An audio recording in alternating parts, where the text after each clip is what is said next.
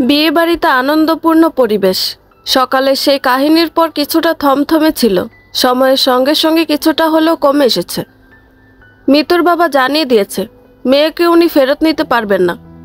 দ্বিতীয় স্ত্রীকে নিয়ে উনি উমরা পালন করতে যাচ্ছেন। ছেলেমেয়েরা সকলে কর্মস্থলে আছে, বাড়িতে কেউ থাকবে না। কথাটা শ্রাবণের কাছে বলতেই ও উত্তর দিল, আপনি হজ করতে যাচ্ছেন? হজ করলেই কি হাজি হওয়া যায় মশাই? আপনার চরিত্র সম্পর্কে যতটুকু জানি, সুদ আর ঘুষ ছাড়া আপনি কিছু চিনেন না। ভূমি অফিসের বিশাল মাপের হাঙ্গর বলে লোকেরা এক কথায় চিনে আপনাকে। হজ করে টাকা পয়সাগুলোর ওপর থেকে পাপ মোচনের চেষ্টা হচ্ছে। বুদ্ধি খারাপ না। আমার ফুফিকে আত্মহত্যার প্ররোচনা আর মেয়ের হক মেরে দেওয়ার জন্য আমরা কি আবারও থানায় যোগাযোগ করব? আমার চ্যানেলে আপনাকে নিয়ে ভাবছি চমৎকার একটা প্রতিবেদন করে ফেলব। কেমন হবে? ভদ্রলোকের মুখটা থমথমে হয়ে উঠল। দ্বিতীয় স্ত্রী মিতুকে খুব একটা পছন্দ করে না। বাড়িতে নিলে ঝামেলার সৃষ্টি হবে। কি করবেন বুঝতে পারছেন না। শ্রাবণের কথা উনি গায়ে মাখলেন না। উদ্দেশ্য সাধন করতে হলে এইটুকু সহ্য করা কঠিন কিছু না। উনি ফোনের ওপাশ থেকে বললেন, আমি মিতুর সব খরচ দিতে প্রস্তুত আছি। প্রতি মাসে ওর অ্যাকাউন্টে ক্যাশ পাঠাবো। প্লিজ শ্রাবণ, একটু বোঝার চেষ্টা করো। আমরা সত্যি থাকছি না। তোমার আন্টির অনেক ইচ্ছে, ওমরা করবে। শ্রাবণ তাচ্ছিল্যপূর্ণ হেসে দাঁত চেপে বলল, আল্লাহ আপনাদের মিলিয়ে দিয়েছেন। এতিমের হক মেরে এখন ভদ্র মহিলার ওমরা যাওয়ার শখ জেগেছে। উনি তো সাক্ষাৎ জান্নাতি। আপনার ছোট মেয়ে মারিয়া টিকটকে অর্ধনগ্ন পোশাকে যুব সমাজে উষ্ণতা ছড়িয়ে ঘূর্ণিঝড় তুলেছে। সে খবর কি আপনার স্ত্রী রাখে? ছেলের খবর নাইবা বললাম, গাঞ্জা টেনে বেড়ায়, আর আপনারা যাচ্ছেন ওমরা পালন করতে। হাস্যকর বিষয়। যাই হোক, আমি যা বলার বলে দিয়েছি। নতুন কিছু বলতে চাইছি না। আমার মুখ ভালো না। কখন কি বলে ফেলবো তখন আবার দোষারোপ করবেন। ফোন রাখছি। শ্রাবণ উত্তরের আশা ছেড়ে ফোন রেখে দিল। অযথা সময় নষ্ট। মিতু আপরটা সহজে ঘাট থেকে নামছে না ভেবেই রাগে মাথা দপদপ করে উঠল। পাশে রাহিন বসেছিল। ইমেল চেক করে বলল, সমস্যা কি? ভদ্রলোক মেয়েকে নিতে অস্বীকার করছে কেন? শ্রাবণ কপালে হাত রেখে উত্তর দিল, শালার হার বরজাত। ওমরা যাওয়ার নাটক করছে। ঘুষখোরটার অফিসের সকল তথ্য আর সিসি ক্যামেরার ফুটেজ পাওয়া যায় কি না আমাদের টিমের অনেকে পাঠিয়ে খুঁজকর। অফিসের পিয়নকে টাকা খাওয়াবি, ওইসব করে দিবে। ভদ্রলোকের শত্রুর অভাব নেই। ভূমি অফিসার সম্পদের পাহাড় তৈরি করে ফেলেছে। প্রতিবেদন ঠিকঠাক হলে রেড পড়তে কতক্ষণ? রাহিন কিছু একটা ভেবে বলল, নিজের আপন ফুফার পেছনে লাগবি? মানুষ কি বলবে? মানুষ যা ইচ্ছে ভাবুক। শ্রাবণ মাহমুদ সেসবের তোয়াক্কা করে না। যেটুকু বলেছি কর, বাকিটা আমি দেখে নিব। ওর আসন যতক্ষণ না নড়বড়ে হচ্ছে ততক্ষণ আমার মনে শান্তি হচ্ছে না। মেয়েকে আমাদের ঘাড়ে চাপিয়ে আয়েশ করা না, জন্মের স্বাদ মিটিয়ে দিব। শ্রাবণের কথা শুনে রাহিন বুঝে গেল ভদ্রলোকের কপালে শনি আছে। ওকে বাঁচানোর চেষ্টা মানে বোকামি করা। ওদের আলোচনার মধ্যে আলো ঈশাকে নিয়ে ভেতরে প্রবেশ করলো। গায়ে হলুদের ড্রেস কোড লাল আর হলুদ রঙের। আলো লাল রঙের শাড়ি পরেছে। শ্রাবণ ফোন ঘাটাঘাটি করছিল। হঠাৎ আলোকে দেখে কপালে ভাঁজ পড়ল। মেয়েটা এখানে এসে একটু বেশি বেশি খোলামেলা চলাফেরা করছে। শ্বশুরবাড়ি বলে কি নিজের ইচ্ছার বিরুদ্ধে আচরণ করতে হবে? রাহিন ল্যাপটপ নিয়ে সোজা বেরিয়ে গেল। কাজের অভাব নেই, এখনো অফিসে যাওয়া জরুরি। কক্ষে ওরা দুজন মানুষ অবস্থান করছে। শ্রাবণ ভ্রু নাচিয়ে জিজ্ঞাসা করল, কি প্রয়োজন? আলো বোকা বোকা হেসে মাথা নাড়িয়ে বলল, আপনাকে প্রয়োজন। মানে সবাই তো আপা শ্বশুর বাড়িতে যাচ্ছি, সঙ্গে আপনিও যাচ্ছেন, তাই তাড়াতাড়ি কষ্ট করে পাঞ্জাবিটা পরে নিলে ভালো হয়। শ্রাবণ অবাক আর ভান করে বলল, আমি যাচ্ছি নাকি? কই, জানতাম না তো। সব আপনাকে জানতে হবে নাকি? সবসময় মুখটা ওরকম গম্ভীর করে রাখবেন না, দেখতে খুব একটা ভালো লাগে না। বোনের বিয়ে, ভাই হিসেবে একটা দায়িত্ব আছে না আপনার। তাড়াতাড়ি চলুন, সকলে অপেক্ষা করছে। শ্রাবণ ঠোঁট কামড়ে কিছু একটা ভাবল। ফোনটা পাশে রেখে সোজাসুজি ওর পা হতে মাথা অবধি স্ক্যান করে বলল, একে তো পড়েছে আমার অপছন্দের রং, তারপর আবার আমাকে রাজি করাতে এসে উল্টাপাল্টা বকছো। এভাবে কি আমি রাজি হব? তোমার কি মনে হয় শ্রাবণ মাহমুদ বোনের বিয়েতে হাত পা গুটিয়ে ঘরে বসে আছে? আলো থতমত খেলো। কথাটা সত্যি। সোনিয়ার বিয়ের যাবতীয় আয়োজন শ্রাবণ লোক দিয়ে করিয়েছে। এখন পয়সা ফেললে লোকের অভাব হয় না। ক্যাশে বিশাল অঙ্কের টাকার হাত মুঠো ফোন মানে পৃথিবী তোমার হাতের মুঠোয়। আলো ঢোক গিলে বলল, আরে বাবা, মানছি আপনি সবটা করছেন, কিন্তু কোথায় বোনকে বিয়ে দিচ্ছেন দেখবেন না? বোনের সুখটুকু চোখে দেখলেও শান্তি, বোঝেন না? ভাই বোনের ন্যায় এত মধুর সম্পর্ক কি পৃথিবীতে আছে? চলুন না দেখে আসি প্লিজ। আলো ভীষণ সিরিয়াস। শ্রাবণের অনুরোধ শুনে থমকালো। যাবে না এমনটা নয়, কিছু কাজ ছিল, গুছিয়ে নেওয়ার জন্য রুমে আছে। আলোর এমন কাকুতি মিনতি শুনে মনের মধ্যে দুষ্টু বুদ্ধি চাপল। তাই আরও খানিকটা গম্ভীর হয়ে বলল, যাওয়া যায়, তুমি যদি আমার কিছু শর্ত মানো তবে। এখন সবটা তোমার উপরে নির্ভর করছে। প্রথমে বাবুকে আমার নিকট দাও, তারপর ভেবে উত্তর দাও। আলো মুখটা ফুলিয়ে ফেলল। শ্রাবণ সুবিধার মানুষ না, নিজের বোনের বিয়ের অনুষ্ঠানে যাবে তাও ওকে শর্ত দিয়ে।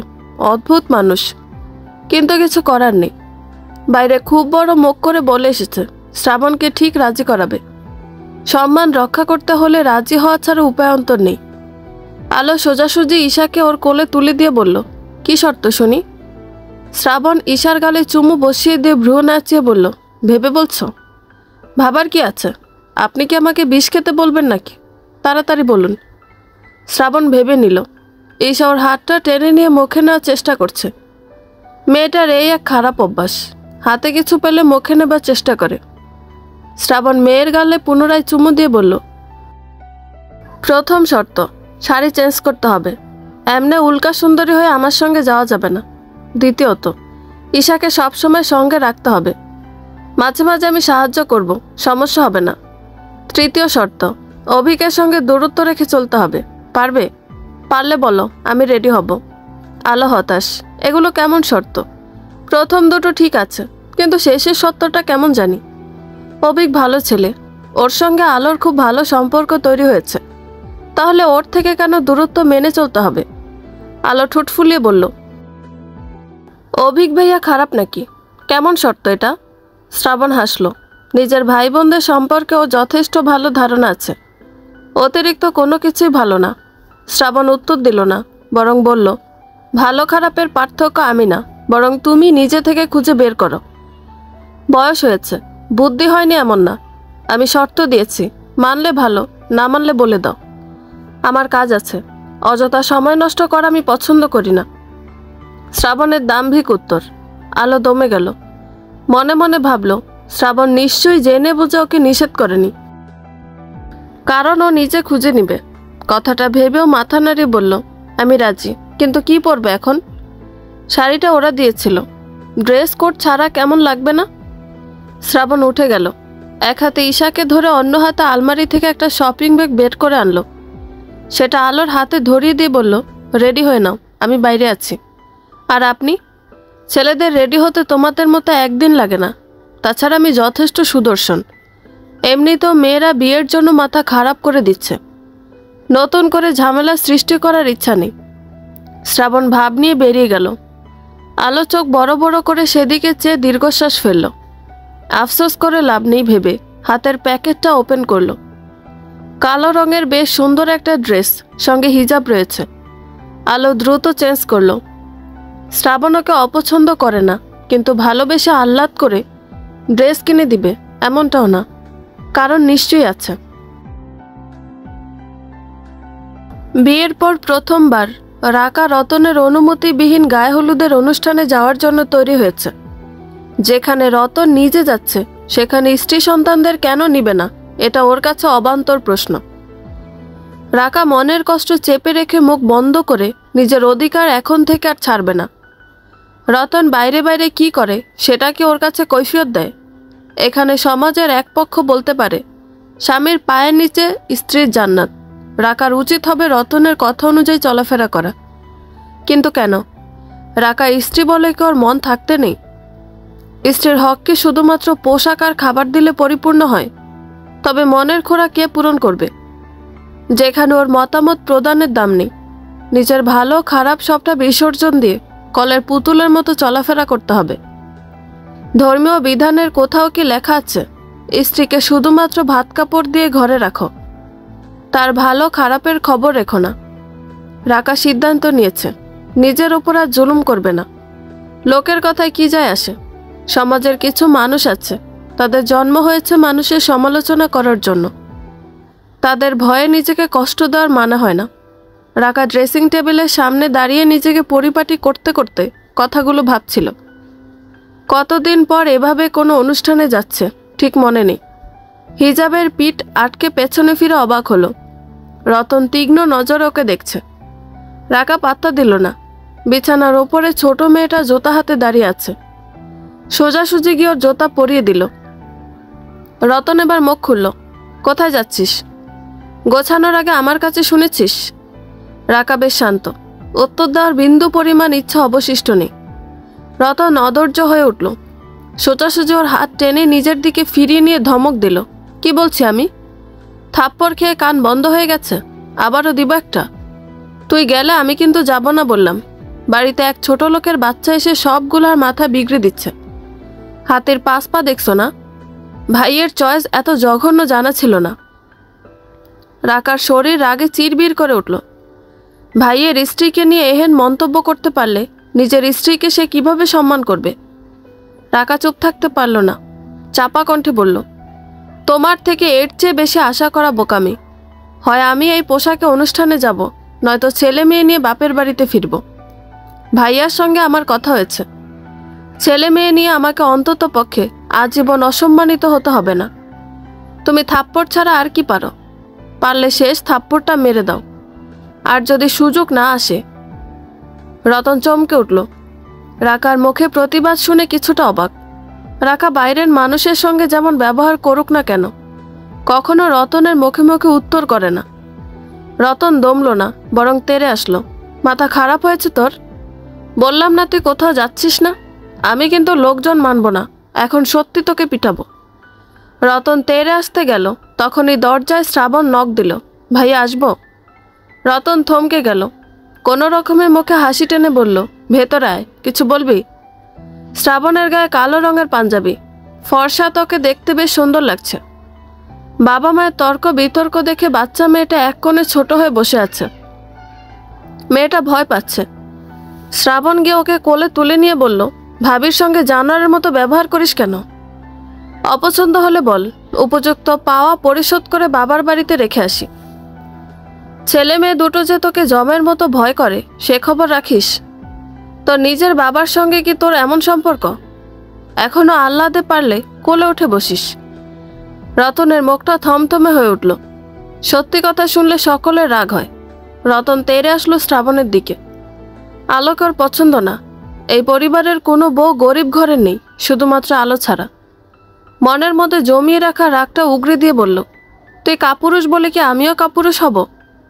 বউকে আহ্লাদ করে চলবি চল, আমাকে শেখাতে আসবি না। বউয়ের আঁচল ধরে চলা আমাদের বংশে নেই। তুই আমাদের বংশের কুলাঙ্গার। নয়তো ওরকম ছোট লোকের বাচ্চার জন্য বাড়িতে অশান্তি করতি না।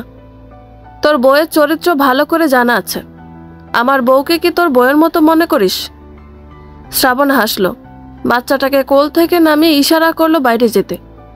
মেয়েটা দৌড়ে গেল। শ্রাবণ ঠোঁট কামড়ে বলল, তোর বংশের গৌরব খুব না? আমার জানা মতে চাচা চাচির অনুমতি ছাড়া সংসারের জন্য একটা সুতা পর্যন্ত কিনে না। তাহলে কি চাচা বংশের কুলাঙ্গার? আমার দাদি ছিলেন মধ্যবিত্ত পরিবারের মেয়ে। তবে কি আমাদের দাদি ছোট লোকের বাচ্চা ছিলেন? ভাইয়া তুই আসলেও নির্বোধ। জন্ম হতে আজ অবধি যা চেয়েছিস তাই পেয়েছিস, কিছু হারাতে হয়নি। জীবনে প্রিয় মানুষের ভূমিকা কতটা কিভাবে বুঝবি? ভাবির সঙ্গে এহেন ব্যবহার করে কি তোর বংশ গৌরব হিমালয়ের মতো উঁচু হচ্ছে? মানুষের মন কখন যে বিষিয়ে যাবে বুঝতেও পারবি না।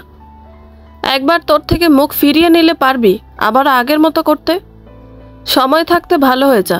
আর শোন, আমার স্ত্রী খারাপ অথবা ভালো সে আমি বুঝে নিব। তোকে মাতব্বরি করতে হবে না। আমার ঘরে দয়া করে উকি ঝুঁকি কাটতে যাস না। আমি ভালো ছেলে না যে পরের কথা উস্কানি পেয়ে ঘরে অশান্তি করব। ভাবি আসেন, আপনার জন্য সবাই অপেক্ষা করছে। শ্রাবণ বেরিয়ে আসতে চাইল, পেছনে থেকে বাধা পেয়ে আবারও দাঁড়ালো। রতন রাকার হাত টেনে ধরেছে, ও যাবে না। ও গেলে আমি যাব না বলে দিচ্ছি। রাকা ভয় পাচ্ছে, আবারও যদি মারে। শ্রাবণ গিয়ে হাত ছাড়িয়ে দিয়ে উত্তর দিল, তোরে যেতে কে বলছে? সোনিয়ার বিয়ে কি তোর জন্য আটকে থাকবে? ভাবি আর বাচ্চারা যাচ্ছে, তোর ইচ্ছা হলে আয়, না হলে মোড়ের দোকানে বসে চা খা আর নিজের ঢোল নিজে পিটা। রাকা শ্রাবণের সঙ্গে বেরিয়ে আসলো। রতন এভাবে অপমানিত হয়ে রাগে ফুলছে। ভাইয়ের সঙ্গে প্রথমবার কথা কাটাকাটি হলো। মিতু আর লিজা ওকে জানিয়েছিল আলো সম্পর্কে। তারপর থেকে মনের মধ্যে কেমন জানি নেগেটিভ ভাবনার উদয় হয়েছে, সেটা কিছুতেই সরাতে পারছে না। নয়তো সামান্য কারণে শ্রাবণের সঙ্গে তর্ক বিতর্ক হতো না। রাকা কথা শুনছে না, সেটা আরও মরার ওপরে খাড়ার ঘায়ের মতো অবস্থা। মেয়েকে কোলে নিয়ে শ্রাবণের পাশাপাশি বসেছে আলো। তুলি পেছনের দিকে আছে। অভিক চেয়েছিল সবাইকে নিয়ে সুন্দর একটা ভিডিও তৈরি করে ফেসবুকে ছাড়বে, কিন্তু আলো আর শ্রাবণের জন্য হলো না। ওদের ড্রেস কোড ঠিক নেই, গরমিল রয়েছে। শ্রাবণ ফোনের দিকে চেয়ে আছে। ইদ্রিসের ভাই কি এত সহজে হার মেনে নিয়েছে? একদম মানেনি, বরং সুযোগের অপেক্ষায় আছে কখন প্রতিশোধ নেওয়া যায়। কথাটা ভেবে শ্রাবণ ঈশার দিকে চাইল। মেয়েটা মুখের মধ্যে হাত পুরে এক মনে হেসে কুটি কুটি হচ্ছে। শ্রাবণ হাত বাড়িয়ে ওকে নিজের কাছে টেনে নিল। বাচ্চার মুখটা পুরোপুরি মায়া দিয়ে গড়া, কোল থেকে নামাতে ইচ্ছা করে না। ভাবল, এইটুকু বাচ্চাকে কিডন্যাপের হুমকি দিতে পারে, তারা কেমন হতে পারে? সামাজিক রীতিনীতি সেগুলো যুগের পর যুগ মানুষ বহন করে আসছে। বিয়ে বাড়িতে নানা রকম মানুষের আনাগোনা। এক পাশে মেয়েরা রং খেলা করছে, অন্য পাশে বউরা গীত গাইছে। গ্রাম অঞ্চলের বিয়ের অনুষ্ঠান সাধারণত দিনের বেলা হয়ে থাকে। ছেলেকে উন্মুক্ত স্থানে বাড়ির বউয়েরা মিলে গোসল করানোর বিষয়টা বেশ অস্বস্তিকর। আলো মেয়েকে নিয়ে চুপচাপ বসে আছে। অন্যরা বরের গোসলের ভিডিও করছে, নয়তো গান শুনছে। শ্রাবণ বরের পরিবারের সঙ্গে কিছু একটা নিয়ে বাড়ির ভেতরে আলোচনা করছে। আলিম শিকদার গ্রামের নামকরা ব্যক্তি, অনেক বছর আগে একবার চেয়ারম্যান হয়েছিলেন। তারপর থেকে ওনাকে সকলে আলিম চেয়ারম্যান বলে এক নামে চিনে। ওনার দ্বিতীয় ছেলে রাফি শিকদার ইঞ্জিনিয়ারিং পাশ করে দেশের বাইরে থাকে। ওর সঙ্গে সোনিয়ার বিয়ে ঠিক হয়েছে। বিয়েটা পারিবারিকভাবে ঠিক হলো। ছেলে মেয়েদের মধ্যে রসায়নটা বেশ মাখো মাখো। মাস তিনেক হচ্ছে দুজনে চুটিয়ে প্রেম করছে। দেনমোহন নিয়ে একটু ঝামেলা হয়েছিল, শ্রাবণ সেটা নিয়ে আলোচনা করছে। আলো একাকী বসেছিল। হঠাৎ একটা অচেনা ছেলে এসে ওর পাশের সিটে বসে পড়ল। ছেলেটার মুখে কালো মাস্ক, গায়ে সাদা রঙের শার্ট। ঈশা ছেলেটার দিকে ঝুঁকে পড়ছে বারবার। পিচ্চি বড় হচ্ছে আর মিশুক হচ্ছে, যে কারো কোলে অনায়াসে চলে যায়। কিভাবে ভালোবাসা কুড়িয়ে নিতে হয় জানে। আলো বিরক্ত হয়ে ঈশার হাতটা ধরে রাখলো। ছেলেটা এবার মুখ খুলল, ওকে আমার কাছে দিন, বাচ্চাদের আমার ভালো লাগে। কি নাম ওর? আলো মৃদু হাসলো। শ্রাবণ বারবার নিষেধ করেছে ঈশাকে কোল থেকে না নামাতে, তাই ইতস্তত করে বলল, আমার মেয়ের নাম ঈশিতা মোহাম্মদ ঈশা। ভাইয়া আপনি বসুন। আসলে যাকে দেখে তার কোলে যাবার জন্য এমন করে। কিছুক্ষণ পর দেখবেন কান্নাকাটি করছে। ছেলেটা নাছর বান্দা হলো। আলো কি করবে বুঝতে পারছে না। সোজাসুজি কাউকে না বলা কেমন জানি হয়ে যায়। লোকটা এত করে বলছে দেখে ঈশাকে ওনার দিকে এগিয়ে দিতে গেল। তখনই শ্রাবণের আগমন। ও দূর থেকে ডাকলো, আলো এদিকে একটু আসবে, তাড়াতাড়ি আসো। আলো পাশ ফিরে সেই ছেলেটাকে আর পেল না। কিছুটা দূরে চলে যেতে দেখল। আলো পাত্তা দিল না। শ্রাবণের নিকট যেতেই ঈশাকেও নিজের কোলে টেনে নিয়ে মিসেস শিকদারকে বলল, আন্টি ও হচ্ছে আলো, আপনাদের বৌমা। কোলের কিউট জন আমার মেয়ে ঈশা। শ্রাবণের নতুন করে একটা বদভ্যাস হয়েছে, কথায় কথায় ঈশার গালে চুমু দেওয়া। অভ্যাস অনুযায়ী ঈশাকে চুমু দিয়ে ভদ্রমহিলার নিকট দিয়ে দিল। খানিকটা ঝুঁকে আলোকে ফিসফিস করে বলল, ছেলেটা কে ছিল? আলো পেছনে তাকে উত্তর দিল, চিনি না। ঈশা ওর নিকট যেতে চাইছিল, আপনি ডাকলেন তখন উঠে গেল। অদ্ভুত লোকজন সব। আলাপ হলো অথচ না বলে কেমন চলে গেল। শ্রাবণ গম্ভীর কণ্ঠে বলল, আফসোস হচ্ছে? বলেছিলাম না অচেনা কাউকে বিশ্বাস করবে না। ঈশাকে আপাতত কারো কাছে দেওয়ার প্রয়োজন নেই। বাড়িতে রেখে আসতাম, কিন্তু ভরসা পাচ্ছি না। আলো অবাক হলো, চিন্তিত হয়ে বলল, মানে কি? কোনো সমস্যা হচ্ছে? শ্রাবণ মাথা নাড়িয়ে বলল, কোনো সমস্যা নেই, আপাতত নিজের দায়িত্ব মনোযোগ দিয়ে পালন করো। একটা বাচ্চা পালন করতে পারলে বিশ্বাস করব তুমি মা হওয়ার যোগ্য। আলো ভাব নিয়ে উত্তর দিল, যদি পারি তাহলে কি দিবেন? আরও 4টা বাচ্চার মা হওয়ার দায়িত্ব দিব। 5-5টা বাচ্চার মা হবে। ভেবে দেখো কি সুযোগ তুমি পাচ্ছ। বাচ্চা কাচ্চা পালবে, এটা ছাড়া তোমার মধ্যে আর কোনো বিশেষ গুণ আমি দেখতে পাচ্ছি না। আলো ভীষণ রেগে গেল। খচ্চর লোক, একটা বাচ্চা পালতে গিয়ে মানুষ নাস্তানাবোধ হয়ে যাচ্ছে, উনি আরও 4 বাচ্চার দায়িত্ব ওকে দিবে কেমন লাগে? আলো ঠোঁট চেপে বলল, প্রয়োজন নেই আপনার বাচ্চার। দিন দিন আপনি খুব খারাপ হয়ে যাচ্ছেন। আমি ঠিক সময়ে আমার গুণ আপনাকে দেখিয়ে দিব, তখন বুঝবেন আলোর গুণ। অপেক্ষায় রইলাম। তাছাড়া আমি ভালো ছিলাম কবে? বখাটে বললে এলাকার সকলে এক নামে চিনে। দুজনের তর্ক বিতর্কের মধ্যে রাহিন টেক্সট করল। শ্রাবণ সেদিকে চেয়ে ভ্রু কুঁচকে ফেলল। কপালে ভাঁজ পড়ল কয়েকটা। মুখটা কঠিন করে বলল, আলো ভেতরে আসো। আলোকে উত্তর করার সুযোগ দিল না। শ্রাবণ সামনে হাঁটতে শুরু করলো। রাকা নতুন আত্মীয়দের সঙ্গে আলাপ জমিয়েছে। মেয়েদের বিশেষ গুণ আছে, কোথাও গেলে বন্ধু বান্ধবীর অভাব হয় না। ঠিক জুটিয়ে ফেলেছে কয়েকটা। রতন আসবে না বলেও আসতে বাধ্য হয়েছে। ছেলের হাত ধরে প্যান্ডেলে ঘুরছে। রাকার সঙ্গে ঝামেলার পর থেকে দুজনের কথা বলা বন্ধ। রতন সুযোগের অপেক্ষা আছে। ও ঠিক সময়ে পাখির ডানা কেটে নিতে জানে। অনুষ্ঠানের মাঝামাঝিতে শ্রাবণ আলোকে নিয়ে বাড়িতে ফিরল। সকলে মানা করেছিল, কিন্তু শ্রাবণ পাত্তা দেয়নি। স্থানীয় পুলিশের সঙ্গে সারা রাস্তা কথা বলেছে। আলোর মন খারাপ। সবাইকে রেখে আসতে কষ্ট হয়েছিল ভীষণ। তুলি পর্যন্ত রয়ে গেছে। লোকটার মাথায় মাঝে মাঝে ভূত চাপে বলে ওর মনে হয়। গভীর রাত, চাপা কান্নাকাটির আওয়াজে বাড়ির মানুষদের ঘুম ভাঙল। অনুষ্ঠান থেকে ফিরে এসে ক্লান্ত ছিল বিধায় আজ সকলে তাড়াতাড়ি ঘুমিয়ে পড়েছিল। রতনের ঘরে বাচ্চাদের কান্নাকাটি হচ্ছে দেখে সকলে দৌড়ে গেল। ভেতর থেকে দরজা বন্ধ। বারবার দরজা ধাক্কা দেওয়ার খানিকটা পর দরজা খুলে দিল। রতনের হাতে মোটা একটা লাঠি। রাখার জ্ঞান নেই, ফ্লোরে পড়ে আছে। আলো দৌড়ে গিয়ে ধরল। রতনের শরীর বেয়ে ঘাম ঝরছে। বোঝা যাচ্ছে বউ পিটাতে তার বেশ কসরত করতে হয়েছে। শ্রাবণের বড় মা সোজাসুজি গিয়ে রতনের গালে থাপ্পড় দিয়ে হুঙ্কার ছাড়লেন। রাত দুপুরে কি হচ্ছে এসব? বাড়িতে মেহমান আছে, ঝামেলা করতে নিষেধ করেছিলাম না? আমার চোখের সামনে থেকে যা। রতন আজ ভয় পেল না, বরং পাল্টা উত্তর দিল। কুত্তা মুখে মুখেও তর্ক করা শিখেছে। কার থেকে এসব শিখছে বুঝতে পারছো না? ওর সাহস হয় কিভাবে আমার মুখের উপরে কথা বলার? ছোট লোকের বাচ্চাদের সঙ্গে মিশে দিন দিন রাস্তায় নামছে। ভদ্রলোকের বাড়ির বউ ভুলে গিয়েছে। ওর বাপকে আসতে বলো, মেয়েকে শাসন করে যেন রেখে যায়। শ্রাবণ বাইরে ছিল, হন্তদন্ত হয়ে ভেতরে আসলো। ইকবাল মাহমুদ বাড়িতে ছিলেন। উনি আসলেন তার কিছুটা পরে। রাকার কপালের কিছুটা জায়গা কেটে গেছে। ওয়ালের সঙ্গে মাথা ঠুকে দিয়েছিল হয়তো। উনি অবাক হয়ে ভাইয়ের ছেলেকে দেখছেন। ভেবেছিলেন শুধুমাত্র নিজের ছেলেটাই বিগড়ে গেছে, কিন্তু তেমনটা না। বরং শ্রাবণ অন্যায়ের প্রতিবাদ করে, তর্ক মারামারি কারণ ছাড়া করে না। কিন্তু রতন সম্পূর্ণ ভিন্ন। বউ পিটিয়ে সামান্যতম অনুশোচনা নেই, বরং গলাবাজি করছে। উনি শান্ত কণ্ঠে উত্তর দিলেন, ছোট লোক তুমি কাকে বলছো? ভদ্রতা সভ্যতা তোমার মধ্যে ছিটে ফোটা অবশিষ্ট নেই। থাকলে মাঝরাতে বউ পিটে গলাবাজি করতে না। এই শিক্ষা দিয়েছি তোমাকে? মেয়েদের সম্মান করতে জানো না, আবার অন্যদের দোষারোপ করছো। নিজের ছেলে মেয়ে দুটোকে দেখো, ওদের ওপরে কেমন প্রভাব পড়বে ভাবতে পারছো? বিআই সাহেবকে আমি ফোন করে কি বলবো? বলবো আমাদের ছেলে আপনার মেয়েকে মেরে বিছানায় ফেলে রেখেছে। তোমার কি মনে হয় তারা মেয়ের এই অবস্থা দেখলে শান্ত থাকবে?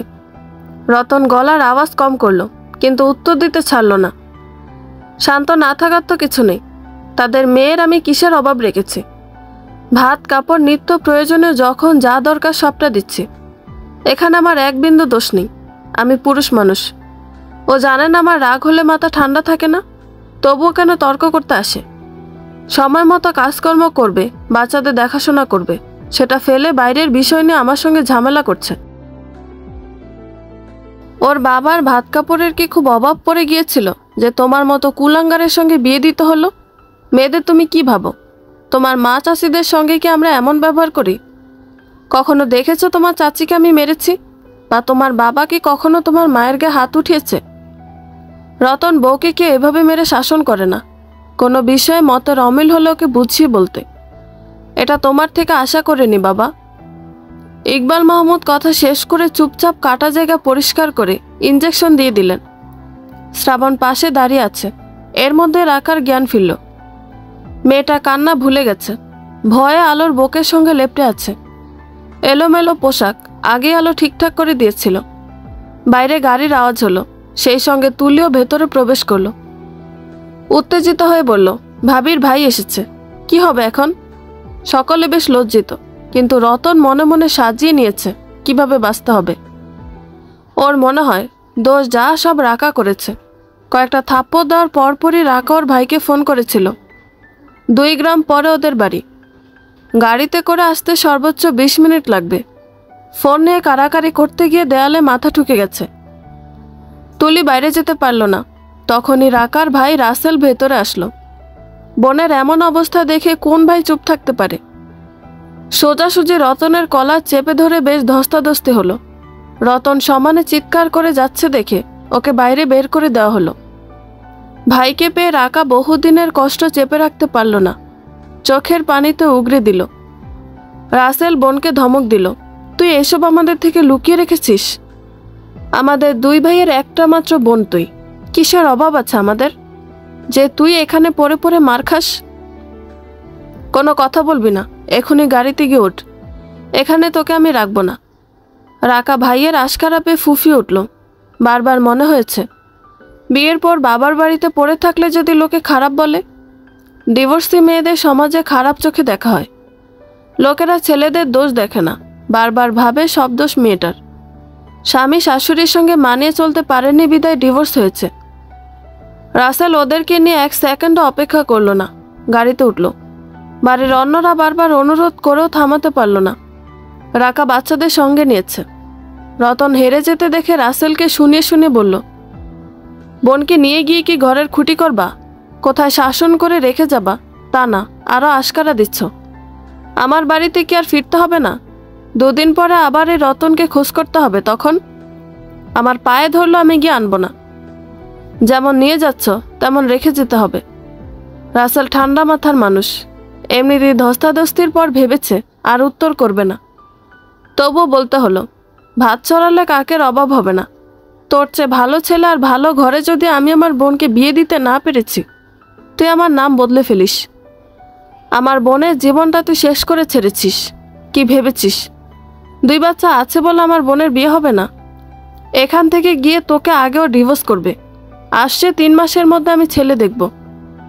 বাচ্চাদের সময় মতো তোর কাছে পাঠিয়ে দিব। তোর বাচ্চা তুই পালন করিস। রাসেল উত্তরের আশা করল না, গাড়ি ছেড়ে বেরিয়ে গেল। রাজনীতিতে রাসেলের বেশ নাম আছে। রতনের ব্যবস্থাও ঠিক অন্যভাবে করে ফেলবে। শ্রাবণ নির্বাকভাবে সবটা দেখল। এখানে ওর কিছু বলার নেই। রতনের শাস্তি এখন সময়ের অপেক্ষা।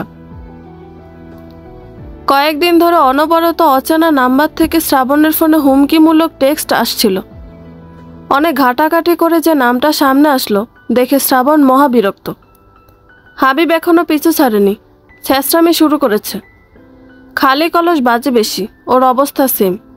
বিয়ে ভেঙে যাওয়ার পর থেকে পাগলা কুত্তার মতো চারদিকে ঘুরছে। শ্রাবণ পুলিশকে বিস্তারিত জানিয়েছিল গতকাল অনুষ্ঠান থেকে ফেরার পথে। একজন রিপোর্টার আর নামকরা চ্যানেলের মালিকের থেকে ফোন পেয়ে পুলিশ বেশ কাজ করেছে। একদিনে তদন্ত শেষ করে হাবিবকে ধরে এনেছে। শ্রাবণ বেশ খুশি। এসব লোকদের ছেড়ে রাখা উচিত না। বাচ্চা কিডন্যাপ, সঙ্গে নীরার মার্ডার কেসে সুন্দর করে চার্জশিট তৈরি করতে বলে দিল।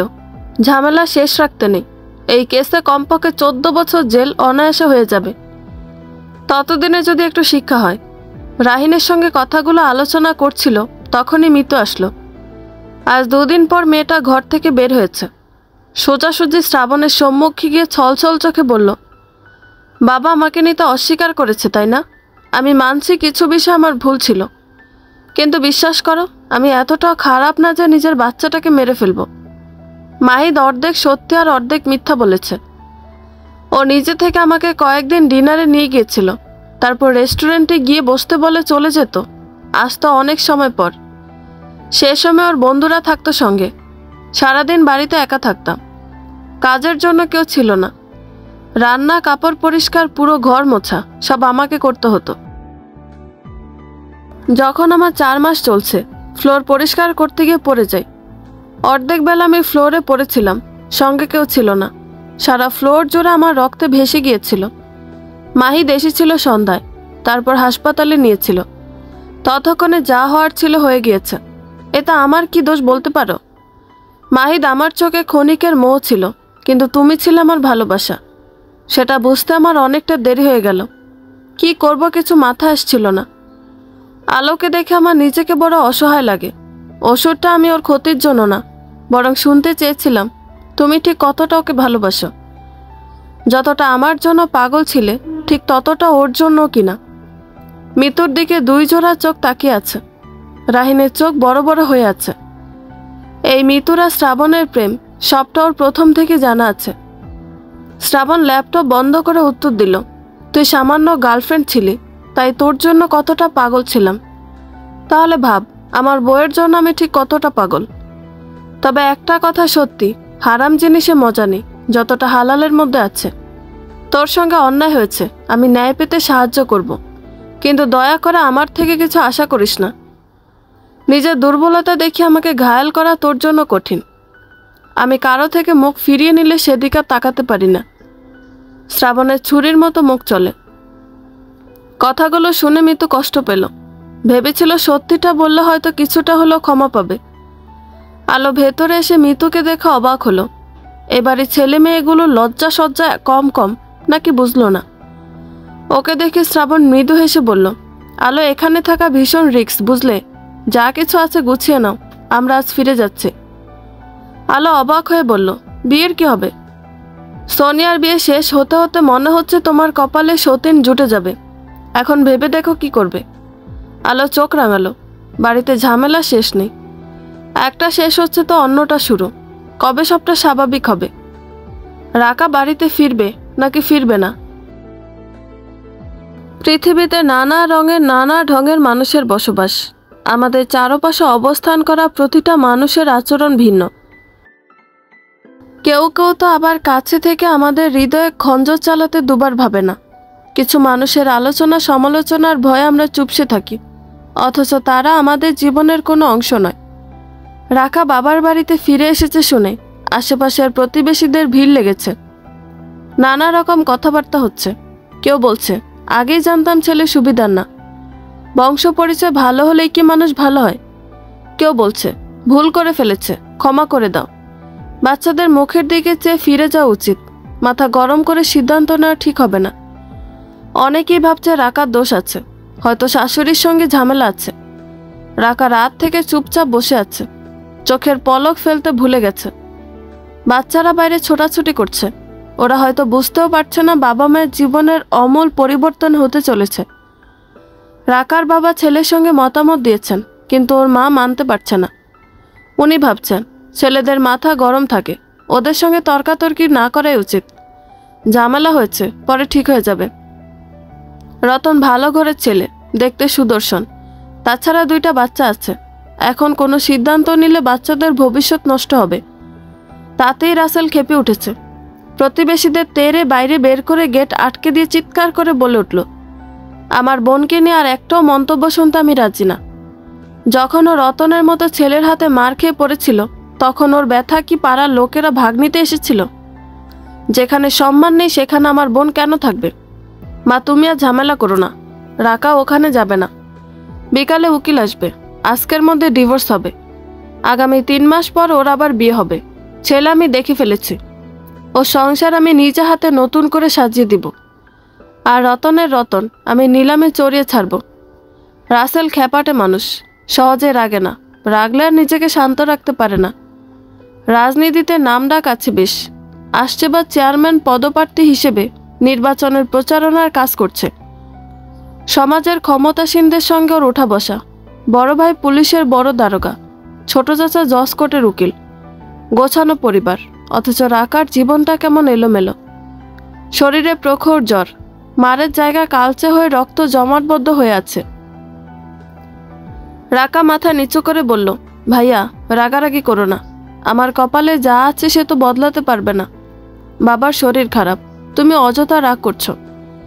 আমি সুস্থ হয়ে না হলে ফিরে যাব, আমার সঙ্গে ঝামেলা করো না। রাসেল বিরক্ত হলো প্রচুর, ধমক দিয়ে বলল, তুই চুপ থাক, একটা শব্দ উচ্চারণ করবি না। আল্লাহ কি বলেছে, বান্দা তোমরা ভাগ্য পরিবর্তনের চেষ্টা করো না, কর্ম করা ছেড়ে ঘরে বসে থাকো, বলেছে নাকি? চুপচাপ থাকবি। রাকা চুপ করতে বাধ্য হলো।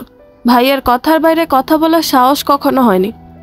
যদি হতো তবে বিয়ের সময় হৃদয়ের অন্তঃস্থলে বসবাস করা সেই প্রিয় নামটা ঠিক উচ্চারণ করতে পারত। কিশোরী হৃদয়ে ঝড় তোলা সেই মুখটা ভুলতে কতগুলো রাত জেগে কাটাতে হয়েছে, তবুও একটা শব্দ উচ্চারণ করতে পারেনি। হৃদয় ভাঙা সেই খবর পৃথিবীর কেউ জানে না। অতি গোপনীয়তার সহিত ভুলে গিয়ে মুখ বুজে সংসার করেছে। রাকা চোখ বন্ধ করে ফেলল। কি করবে মাথায় আসছে না, দিশেহারা অবস্থা। স্বামীকে ত্যাগ করব বললে তো আর হয়ে যায় না, ভাবনা চিন্তার বিষয় আছে। রাকার বয়স 25 চলছে, 17 বছর বয়সে বিয়ে হয়েছিল, পরপর 2টা বাচ্চা। বয়সের কিছু হয়নি, এতগুলো বছর কিভাবে অবহেলা নিয়ে জীবন পার করবে? তাছাড়া এভাবে ফিরে গেলে রতনের সাহস দ্বিগুণ হবে, কোনো কিছু পরোয়া করবে না। ওকে ভাবতে দেখে রাসেল পুনরায় বলল, রতনের নামে এই বাড়ি তার উচ্চারণ হবে না, ওর সঙ্গে আমি কোনো আত্মীয়তা করব না। ছোট লোকের বাচ্চা ভাবছে, আমি চুপচাপ থাকব। গতকাল রাত থেকে শরীর বিষিয়ে যাচ্ছে। রাসেলের বাবা চুপচাপ বসে আছেন। মেয়ের কষ্ট দেখে ওনার মুখে কথা নেই। উনি জানতেন মেয়ের দুর্বলতা, শুধুমাত্র নিজের ইগো আর বড় লোকে দেখানোর জন্য মেয়েটার জীবন উনি তছনছ করে দিয়েছেন। কোন মুখে মেয়ে সামনে যাবেন? রাসেল ঠিক করে ফেলেছে কি করতে হবে। রাকার ভবিষ্যৎ সুন্দর করার দায়িত্ব ওর। ভাই হয়ে বোনের জন্য প্রয়োজন হলে সুখ পাখি ক্রয় করবে বলে প্রতিজ্ঞা করেছে। অন্যদিকে মোড়ের দোকানে একাকী বসে আছে রতন, শূন্য ঘর পড়ে আছে। বাচ্চা দুটোর কথা ভীষণ মনে পড়ছে। রাকার কথা ভাবলে রাগে শরীর জ্বলছে। বিশেষ করে আলোর জন্য বিরক্তিতে মুখ ভার হয়ে আসছে। মনে মনে অসংখ্য গালিগালাজ করেছে, তবুও শান্তি মিলছে না। রাকা ফিরে আসবেও জানা আছে। স্বামী অন্যায় পেলে বউকে মারবে, শাসন করবে, এতে বাড়াবাড়ির কি আছে? রাসেল কিভাবে বোনের বিয়ে দেয় রতন সেটা দেখে নিবে। শেষমেশ এখানে ফিরবে জানা কথা। ভূমি অফিসের সিনিয়র অফিসারের ঘুষ নেওয়ার ভিডিও ভাইরাল হয়েছে। সঙ্গে তার সম্পদের পরিমাণ নিয়ে দেশের মাটি চ্যানেলে প্রতিবেদন প্রকাশ পেয়েছে। তার ছোট ছোট ক্লিপ যোগাযোগ মাধ্যমে ছড়িয়ে পড়েছে। প্রথম স্ত্রীর আত্মহত্যা, বড় মেয়েকে অবহেলা থেকে শুরু করে ভিডিওতে 14 গোষ্ঠীর তথ্য আছে। রাহিন ভিডিও দেখতে দেখতে বলল, এই ভিডিও দেখে ভদ্রলোকের না হার্ট অ্যাটাক হয়ে যায়। এরপরেও কি মিতুকে ফিরিয়ে নিবে বলে মনে হয়? কি করবি ভেবেছিস? শ্রাবণ খাপ ছাড়া উত্তর দিল, ওর চিন্তা ও করবে। ও কি বাচ্চা যে আমি ওর মুখে খাবার তুলে দিব? আবালদের চিন্তা করতে গিয়ে আমি মাথা খারাপ করতে পারবো না। শ্রাবণের সময়ের মূল্য আছে। চ্যানেলের লাইসেন্স পাচ্ছি না, সেই চিন্তাতে পাচ্ছি না। শোন, আগামী কয়েকদিন বাড়ির সঙ্গে যোগাযোগ বন্ধ করছি। আমাকে চাইলে বলবি কোথায় আছে জানি না। রাহিন ভরকে গেল। ওর নিখোঁজ হওয়া মানে সব ঝামেলা রাহিনের মাথার উপরে ঝুলে পড়া। নিজের পরিবারের থেকে আজকাল শ্রাবণের ঝামেলা বেশি ওকে অতিষ্ঠ করে। কিছু করার নেই। যখন বেকার হয়ে ঘুরছিল ঠিক সেই সময় শ্রাবণ ওর হাতটা ধরে উপরে তুলেছিল, নয়তো পরিবার নিয়ে পথে বসতে হতো। বাবার চিকিৎসা, বোনের বিয়ে, সবটা এই চ্যানেলের ওপরে নির্ভর করে হয়েছে। কত শত বন্ধু ছিল, প্রয়োজনে কেউ পাশে থাকেনি। বিপদের সময় পাশে থাকা বন্ধুর চেয়ে প্রিয়জন আর কে আছে? রাহিন দীর্ঘশ্বাস ফেলে বলল, কিন্তু ভাবির বিষয়টা? ইদ্রিসের ভাই বারবার হুমকি ধামকি দিচ্ছে, যদি কিছু হয়ে যায় তখন? থানায় লিখিত অভিযোগ দিয়েছে, শ্রাবণ মাহমুদের বউয়ের গায়ে সামান্য আঁচড় পড়ল এই শহরে ভূমিকম্প হবে, এমপি পর্যন্ত ফেসে যাবে। এই কেসের মধ্যে যতগুলো মাথা আছে সবগুলোর নাম আমি উল্লেখ করেছি, সেটা ইতিমধ্যে সবাইকে জানানো হয়েছে। এমপি কি গাঞ্জা টেনে চলাফেরা করে? দেশের মাটি চ্যানেলের অর্ধেক মালকিনের ক্ষতি করতে আসবে? শ্রাবণ মাহমুদ কাউকে অযথা চুমাচুমি করে না, তবু ওরে সময় নিয়ে বুঝিয়ে এসেছে। কথা না শুনলে আর কি? নাইট পার্টির ভিডিও আছে, ওইটা আমার চ্যানেলে দাপট দেখাবে। সংসদ সদস্য ভাই, একটু ভয় করে চল। ক্ষতি একবার হয়ে গেলে তখন আফসোস করতে হবে। শ্রাবণ ব্যাগ গোছাতে ব্যস্ত। আলো বাইরে আছে। সকালে মিতুকে ঠান্ডা মাথায় অপমান করার পর থেকে শ্রাবণের মেজাজ চড়ে আছে। বারবার চেষ্টামি করা ওর পছন্দ না। ওকে দেখলে নিজের বোকামির কথাগুলো বারবার মনে পড়ে যায়। ভালোবাসা কতটা দামি এরা যদি বুঝতে পারত। লোভের জন্য ওকে ছেড়ে দিয়ে অন্য পুরুষের কাছে কৌশলে ধরা দিয়েছিল, এখন আবার ফিরতে চাইছে। তখন যদি শ্রাবণ কোনো ভুল পদক্ষেপ নিত, সেই দায়ভার কে নিত? লোভী মেয়েদের সঙ্গে কেউ সুখে থাকতে পারে না। এরা কাউকে সুখী করার ক্ষমতাও রাখে না। শ্রাবণ ভাবতে ভাবতে উত্তর দিল, সমস্যা হবে না, আলোর দায়িত্ব নিয়েছি, ঠিক পালন করব। আলোর ভাইয়ের পোস্টিং হয়েছে ঢাকায়, ওর সঙ্গে কথা হয়েছে, বিষয়টাও দেখছে। আলোর কাছাকাছি আসার চেষ্টা করলে ফল ভালো হবে না। শ্রাবণ সবটা গুছিয়ে নিল। হঠাৎ শূন্য হাতে গ্রামে এসেছিল, পরে একটা একটা করে বেশ কিছু জিনিসপত্র নিয়ে আসতে হয়েছে। স্থানীয় বাজার থেকে কিছু কেনাকাটা করেছিল। মন বলছে খুব তাড়াতাড়ি ওকে গ্রামে ডাকা হবে, বিশেষ করে রতনের জন্য।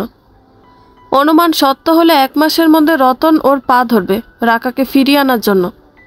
বিষয়টা শ্রাবণ এড়িয়ে যেতে চাইছে। চাচাতো ভাই, সে পর না। অন্যদিকে রাকার জন্য খারাপ লাগা কাজ করছে। রাকার উচিত হবে না এখানে ফিরে আসা। পরিবারের প্রতিটা সদস্য চাইছে রাকা ফিরে আসুক, আগের মতো সংসার করুক। কিন্তু তাকে কি রতন ভালো হয়ে যাবে? না ঠেকলে শিক্ষা হয় না। শ্রাবণ একা ফিরে যাচ্ছে। আলোকে নিয়ে যেতে চেয়েছিল, কিন্তু সম্ভব হচ্ছে না। সোনিয়ার বিয়ের জন্য বাকিরা এখানে থাকবে, ওকে নিয়ে গেলে দেখাশোনার কেউ থাকবে না। বিয়ের জন্য বিশাল আয়োজন করা হয়েছে। বাড়িতে পরপর কয়েকটা ঘটনার জন্য সবটা থেকেও যেন কিছু নেই মনে হচ্ছে। অবিক আর তুলি মিলে বাকিদের স্বাভাবিক করার চেষ্টা করছে। বড়দের কাজ আয়োজন করা, ওসব নাচ গানের আসরে তাদের দেখা যায় না। মানুষ যখন বিপদে পড়ে তখন চারদিক থেকে ঝামেলা তাকে ঝাপটে ধরে। লিজা ফোন হাতে আনচান করছে। মারাত্মক একটা ভুল করে ফেলেছে। কি করবে মাথায় আসছে না। অতিরিক্ত কোনো কিছুই ভালো না। আরাফ নামের এক ছেলের সঙ্গে ওর অল্প দিনের পরিচয়, তারপর থেকে প্রেম। রেস্টুরেন্ট, সিনেমা হল আর পার্কে প্রচুর ঘোরাঘুরি করেছে। সেখানে ওদের দুজনের বেশ কিছু অন্তরঙ্গ ছবি ওই ছেলের ফোনে ছিল। ছেলেটা সেই ছবিগুলো দেখিয়ে হুমকি দিচ্ছে। সময় দিয়েছে 10 দিন। এর মধ্যে 80,000 টাকা পাঠাতে হবে, নয়তো ছবি ভাইরাল করবে। খুব বেশি হলেও 20,000 পর্যন্ত জোগাড় করতে পারবে, কিন্তু বাকিটা কে দিবে? বাড়িতে টাকা চাইতে হলে উপযুক্ত যুক্তি দেখাতে হবে। ফোন হাতে ছাদের একপাশে দাঁড়িয়ে কথাগুলো ভাবছিল, তখনই আলো সেখানে আসলো। লিজাকে ফুফিয়ে কাঁদতে দেখে ওর খারাপ লাগলো, তাই এগিয়ে আসলো। তোমার কি মন খারাপ? তোমার ভাইয়াকে আমি বুঝিয়ে বলবো, ও ঠিক তোমাকে বুঝবে। তোমাকে ভীষণ ভালোবাসে, তাই রাগ করেছে। মানুষ প্রিয়জনের উপরে বেশি রাগ দেখাতে পারে। আমার ভাইয়াও এমন করতো। আলো কথা থামিয়ে ওর দিকে চেয়ে আছে। লিজা ফুফিয়ে উঠল। মন দুর্বল ছিল। শ্রাবণের কথা ভেবে আরও খারাপ লাগছে। মানুষ ভুল করে যখন সেটা বুঝতে পারে তখন নিজেকে ভীষণ অপরাধী মনে হয়। লিজা কাঁদতে কাঁদতে বলল, আমাকে ক্ষমা করে দাও ভাবি। ভাইয়াকে বলে দিবা আমি ওকে খুব ভালোবাসি, আমার নিজের ভাইয়ের থেকেও বেশি। ও মুখ ফিরিয়ে নিয়েছে বলেই হয়তো আমার ওপর থেকে পৃথিবীর সবাই মুখ ফিরিয়ে নিল। তোমার নামে অনেক মিথ্যা বলেছে। ভালো মানুষের ক্ষতি করতে চাইলে এমনি হয়। আমি পাপী। পাপীদের পৃথিবীতে না থাকাই ভালো। লিজা এলোমেলো বকছে, নাক মুখ ফুলে উঠেছে।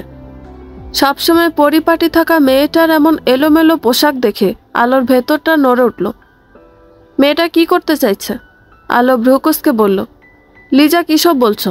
ভাই বোনদের মধ্যে মান অভিমান অহরহ চলতে থাকে। বাচ্চাদের মতো কথা বলছো তুমি। ভাবিদের পেছনে ননদেরা লাগবে এটা নতুন কিছু না, প্রতিটা বাড়িতে হয়ে আসছে। ভুল করে ক্ষমা চেয়েছ, আমি মেনে নিয়েছি। আমিও যখন তোমার পেছনে লাগবো তখন তুমিও বিরক্ত হবা। বারবার এভাবেই চলতে থাকবে, তার জন্য তুমি এভাবে বলতে পারো না। আলো চেষ্টা করছিল মেয়েটার ভেতরের খবর জানতে, কিন্তু হলো না। লিজা বরং আরো শব্দ করে কাঁদল। মাথা নাড়িয়ে ভাঙা কণ্ঠে বলল, আমি মানুষ চিনতে পারি না ভাবি। ভালো মানুষদের ছেড়ে শুধু খারাপ মানুষদের বিশ্বাস করে ঠকে যাই। তুমি এত সহজে আমাকে ক্ষমা করো না। আমার কিছু ভালো লাগছে না। লিজা অপেক্ষা করলো না, কোনো রকমে বিদায় নিয়ে নিচে নেমে গেল। আলো অবাক হয়েছে লিজার এহেন পরিবর্তন দেখে। বেশ রাত হয়েছে, ঈশার ঘুমানোর নাম নেই। আলোর চোখে ঘুম নেমেছে। তুলি বাইরে আছে, অভিকদের সঙ্গে কিছু একটা নিয়ে প্ল্যান করছে। আলো ঈশাকে কোলে তুলে নিল। আপাতত তুলির কাছে দিয়ে ঘুমিয়ে নিবে। আগামীকাল বিয়ে, বাইরে গরু জবাই হচ্ছে। সাউন্ড বক্সে মৃদু আওয়াজে বিরহের গান চলছে, সেটা নিয়ে চিল্লাচিল্লি করছে তুলি। আলো চুপচাপ ঈশাকে ওর কোলে দিয়ে বলল, আপু ঘুম পাচ্ছে, আম্মুর হাতে মরিস, তুমি রাখবে ওকে? তুলির হাত এগুতে হলো না, তার আগে ঈশা ঝাঁপিয়ে পড়ল। তুলি দুহাতে ওকে আগলে নিয়ে গালে চুমু দিয়ে বলল, তুমি ঘুমাও, ইসুবাবু আজ ফুফির কাছে থাকবে। আলো হাসলো। কেন জানি ঈশা ওর থেকেও তুলিকে অধিক পছন্দ করে। আলো ফিরে আসলো। চুপচাপ নিজের কক্ষে যাওয়ার সময় হঠাৎ কেন জানি লিজার কথা মনে পড়ল। তাই নিজের কক্ষে না গিয়ে প্রথমে লিজার কক্ষের সামনে এসে দাঁড়ালো। নিচে সবাই আড্ডা দিচ্ছে, অথচ লিজা নেই। আলো নক করলো কয়েকবার, কোনো সাড়া শব্দ নেই। আলো দ্রুত গিয়ে জানালার পাল্লা খোলার চেষ্টা করলো। কপাল ভালো, ছিটকিনি দেওয়া ছিল না। কক্ষে মৃদু আলো জ্বলছে, অন্ধকার নেই। আলো সোজা তাকিয়ে চমকে উঠল। সিলিং ফ্যানের সঙ্গে মেয়েটা ওড়নার সঙ্গে ঝুলে আছে। কি ভয়ঙ্কর দৃশ্য! সঙ্গে সঙ্গে আলো চিৎকার দিয়ে উঠল। বুক ধরফর করছে, বাঁচবে তো মেয়েটা?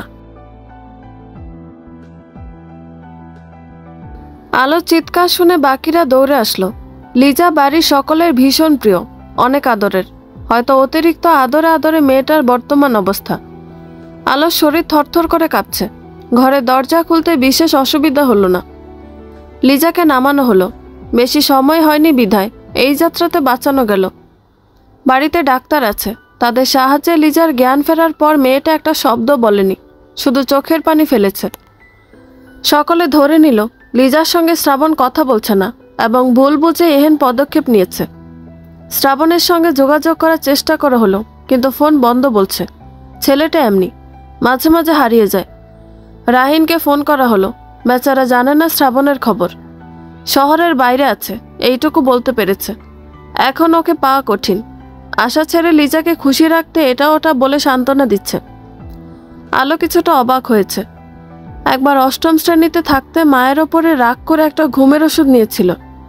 আম্মা জানতে পেরে ওকে যে মারটা দিয়েছিল সেটা ভাবলে এখনো ভয়ে বুক কাঁপে। দ্বিতীয়বার এসব করার সাহস হয়নি ওর। রতন বউ পিটিয়ে দিব্যি মনের সুখে সিঙ্গেল লাইফ কাটাচ্ছে, অথচ কারো হেলদোল নেই। এই বাড়িতে ছেলে মেয়েদের অতিরিক্ত ভালোবাসা আর স্বাধীনতা দেওয়া হয়েছে।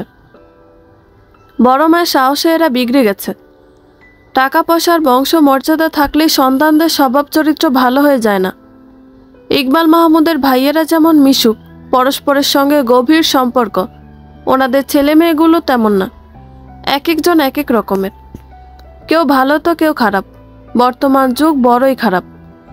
বাচ্চাদের কঠিন হাতে মানুষ করলেও ঘাপলা কিছু থেকে যায়।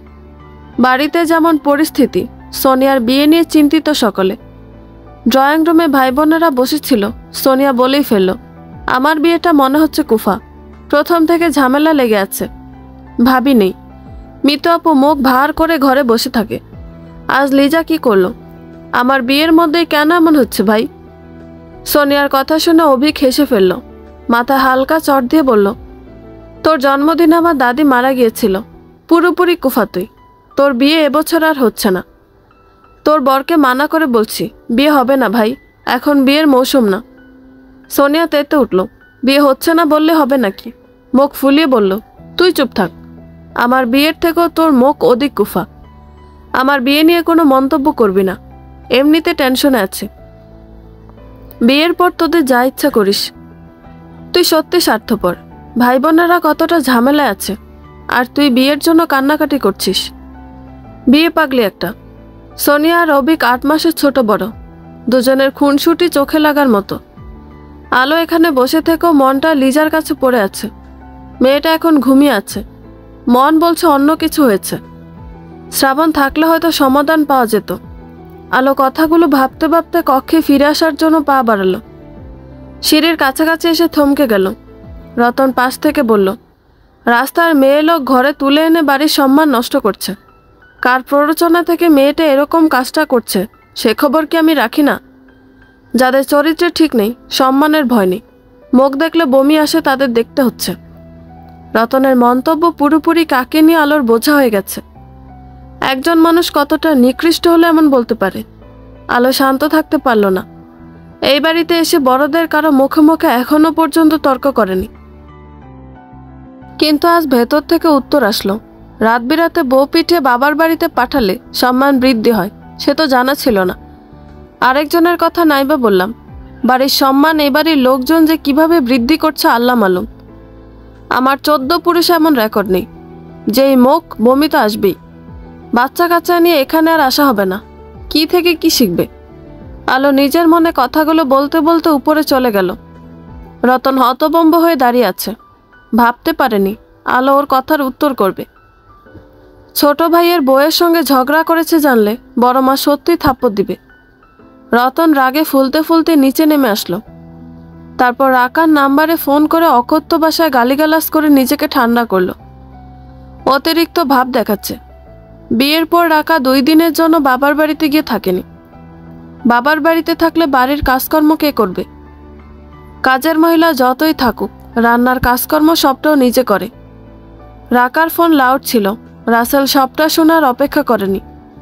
উকিল ডেকেছে, যদিও বা ভেবেছিল একটু ভেবে সিদ্ধান্ত নিবে। রতনের ভাষা শুনে আর থামতে পারেনি। অনেকখানি ঝড় ঝঞ্ঝা পেরিয়ে সোনিয়ার বিয়েটা শেষমেশ সম্পূর্ণ হলো। মেয়েরা বুঝি এমনই হয়। বিয়ের আগে শ্বশুরবাড়ি যাওয়া নিয়ে কত স্বপ্ন, অথচ বিদায়ের বেলা কান্নাকাটি করে ঘর মাথায় তুলল সোনিয়া। তবুও যেন আনন্দঘন পরিবেশ বিরাজ করছে। আলো খুব একটা অনুষ্ঠানে যোগদান করতে পারেনি। অভিক ছেলেটা বেশ চমৎকার, কিন্তু ওর সমস্যা হচ্ছে অতিরিক্ত সোশ্যাল মিডিয়া আসক্ত। বাড়ির প্রতিটা কাজকর্ম, আচার অনুষ্ঠানের ভিডিও ওর আইডিতে শোভা পাচ্ছে। সেখানে মানুষের নানা রকম কমেন্ট। আলো পুরোপুরি বুঝে নিয়েছে শ্রাবণ কেন ওকে অভিকের থেকে দূরে থাকতে বলেছিল। আলো বা শ্রাবণের শত্রুর অভাব নেই, কখন কে সুযোগে থাকে বলা কঠিন।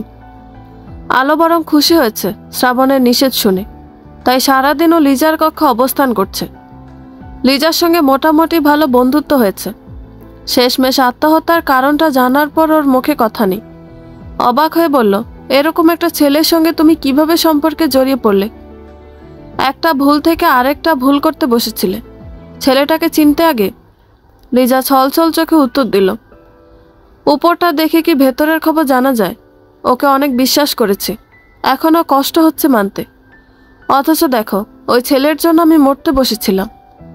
ওকে কতভাবে অনুরোধ করেছি, আমার বর্তমান অবস্থা সম্পর্কে জানিয়েছি, তবুও সেই এক কথা। টাকা না দিলে সত্যি ওগুলো আমার বাড়িতে পাঠাবে, সঙ্গে সোশ্যাল মিডিয়া আপলোড দিবে। কি করব আমি? মরে যেতে ইচ্ছা করছে। কেন বাঁচালে আমাকে? লিজা চোখের পানি ফেলছে। আলোর হাতটা নিজের হাতের মুঠোয় নিয়ে মৃদু কণ্ঠে বলল, শান্ত থাকো, বেশি উত্তেজনা তোমার জন্য ঠিক না। তুমি ওর ফোন নাম্বার, ফেসবুক আইডি আর ছবি দেখাও, ভরসা রাখো, ইনশাল্লাহ সবটা ঠিক করে ফেলব। লিজা ভরসা পেল। আলো সম্পর্কে ওর কিছুটা হলো ধারণা আছে। আলো ইরিনাকে নক করে আরাফের ফোন নাম্বার সঙ্গে আইডি টেক্সট করে পাঠিয়ে দিল। বন্ধুদের মধ্যে ইরিনা বেশ সুন্দরী, সঙ্গে সাহসী। ছেলেদের পটাতে ওস্তাদ বলা চলে। কাজটার জন্য উপযুক্ত চয়েস। আলো লিজাকে শান্ত থাকতে বলে নিজের কক্ষে এসে দরজা বন্ধ করলো। শ্রাবণের ফোন বন্ধ বিদায় রাহিনকে ফোন করলো। রাহিন বিজি আছে, পরে ওকে নক করবে জানালো। আলো স্থির থাকতে পারল না। বন্ধুদের সঙ্গে গ্রুপে ভিডিও কল দিল। সবটা শোনার পর রবিন বলল, থানায় বললে হয়তো সমাধান পাওয়া যাবে, কিন্তু বিষয়টা পরিবার পর্যন্ত চলে আসবে। একটা কাজ করা যায়, ছেলেটাকে ডেকে ওর ফোন থেকে সবটা ডিলিট করা যায়, তবে বড্ড রিস্ক হয়ে যাবে। আলো কিছু একটা ভেবে বলল, সিয়াম আগামীকাল সকালে ছেলের বিষয়ে বিস্তারিত জেনে আসবে। সকাল থেকে সন্ধ্যা অবধি রুটিন মেপে কি করে, কোথায় যায়, কার সঙ্গে থাকে, পুরোপুরি জানা চাই। শুনেছি ছেলেদের এশিয়া ব্যাংকের নিচে গাড়ির শোরুম আছে, ওখানে নিয়মিত যাতায়াত করে। বঙ্গবন্ধু রোডের দক্ষিণে বালিকা বিদ্যালয়ের ডান দিকে রকমারি জিনিসের মেলা বসে। ওখানে সিসি ক্যামেরা নেই, ওখানে নিয়মিত কোনো দোকান বসে না। সন্ধ্যা 7টা থেকে রাত 12টা অবধিও বাড়ির বাইরে থাকে। মাঝে মাঝে বন্ধুদের বাড়িতে রাত পার করে। ইরিনা ওকে এখানে ডাকবি। সিয়াম আলোর কথা শুনে উত্তেজিত হয়ে বলল, কিসের প্ল্যান? তুই কি কিডন্যাপের পরিকল্পনা করেছিস? পুলিশ কেসে ফেসে যাব বাল। এসব ছাড়। ইরিনা নিজের ফোন নাম্বার আর আইডি ব্যবহার করলে নির্ঘাত আগে ধরা পড়বে। আলো বিরক্ত হলো, ধমক দিয়ে বলল, আমার কথা শেষ হয়নি। ইরিনা ফেক আইডি ব্যবহার করবে, নিজের বাসার ওয়াইফাই পর্যন্ত ব্যবহার করবে না। শোন, আরাফকে ওখান থেকে তুলে নিবি। সোজাসুজি ওকে দেশের মাটি চ্যানেলের অফিসের নিচে একটা কক্ষ আছে, ওখানে আনবি। সেখানে আমরা থাকব, বাকিটা সেখানে আলোচনা হবে।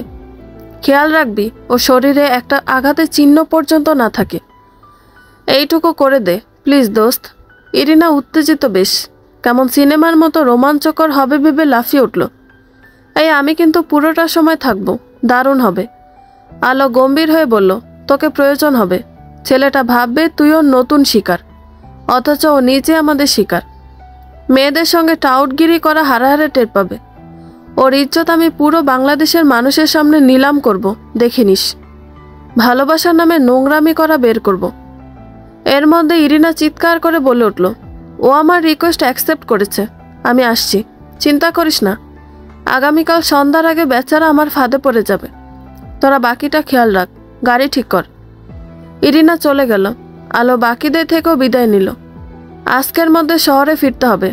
তুলির ছুটি শেষ। ইকবাল মাহমুদের হাসপাতালের কাজকর্ম আছে, এখানে থাকা সম্ভব না, তাই ওরা সকলে ফিরবে বলে ঠিক করলো। নির্জন কক্ষে চেয়ারের সঙ্গে বাঁধা অবস্থায় পড়ে আছে আরাফ। সন্ধ্যায় বন্ধুদের সঙ্গে স্টেডিয়াম মাঠে খেলতে গিয়েছিল, কিন্তু সেখানে মন বসেনি। নতুন গার্লফ্রেন্ডের সঙ্গে চ্যাটিং করতে গিয়ে দিনটা পুরোপুরি অকেজো। মেয়েটা বেশ চমৎকার। ও না চাইতে কেমন যেছে পরে অ্যাডাল্ট বিষয়ে আলোচনা করেছে। অনেক কথার পর শেষমেশ মেয়েটা দেখা করতে চাইল, তখন আর নিজেকে ধরে রাখতে পারেনি। বন্ধুর কাছে গাড়ি রেখে রিক্সা নিয়ে মেয়েটার কাছাকাছি এসে বেশ খুশি হলো। বড়লোকের সুন্দরী মেয়ে, সঙ্গে গাড়ি আছে দেখে আনন্দে লাফিয়ে উঠল।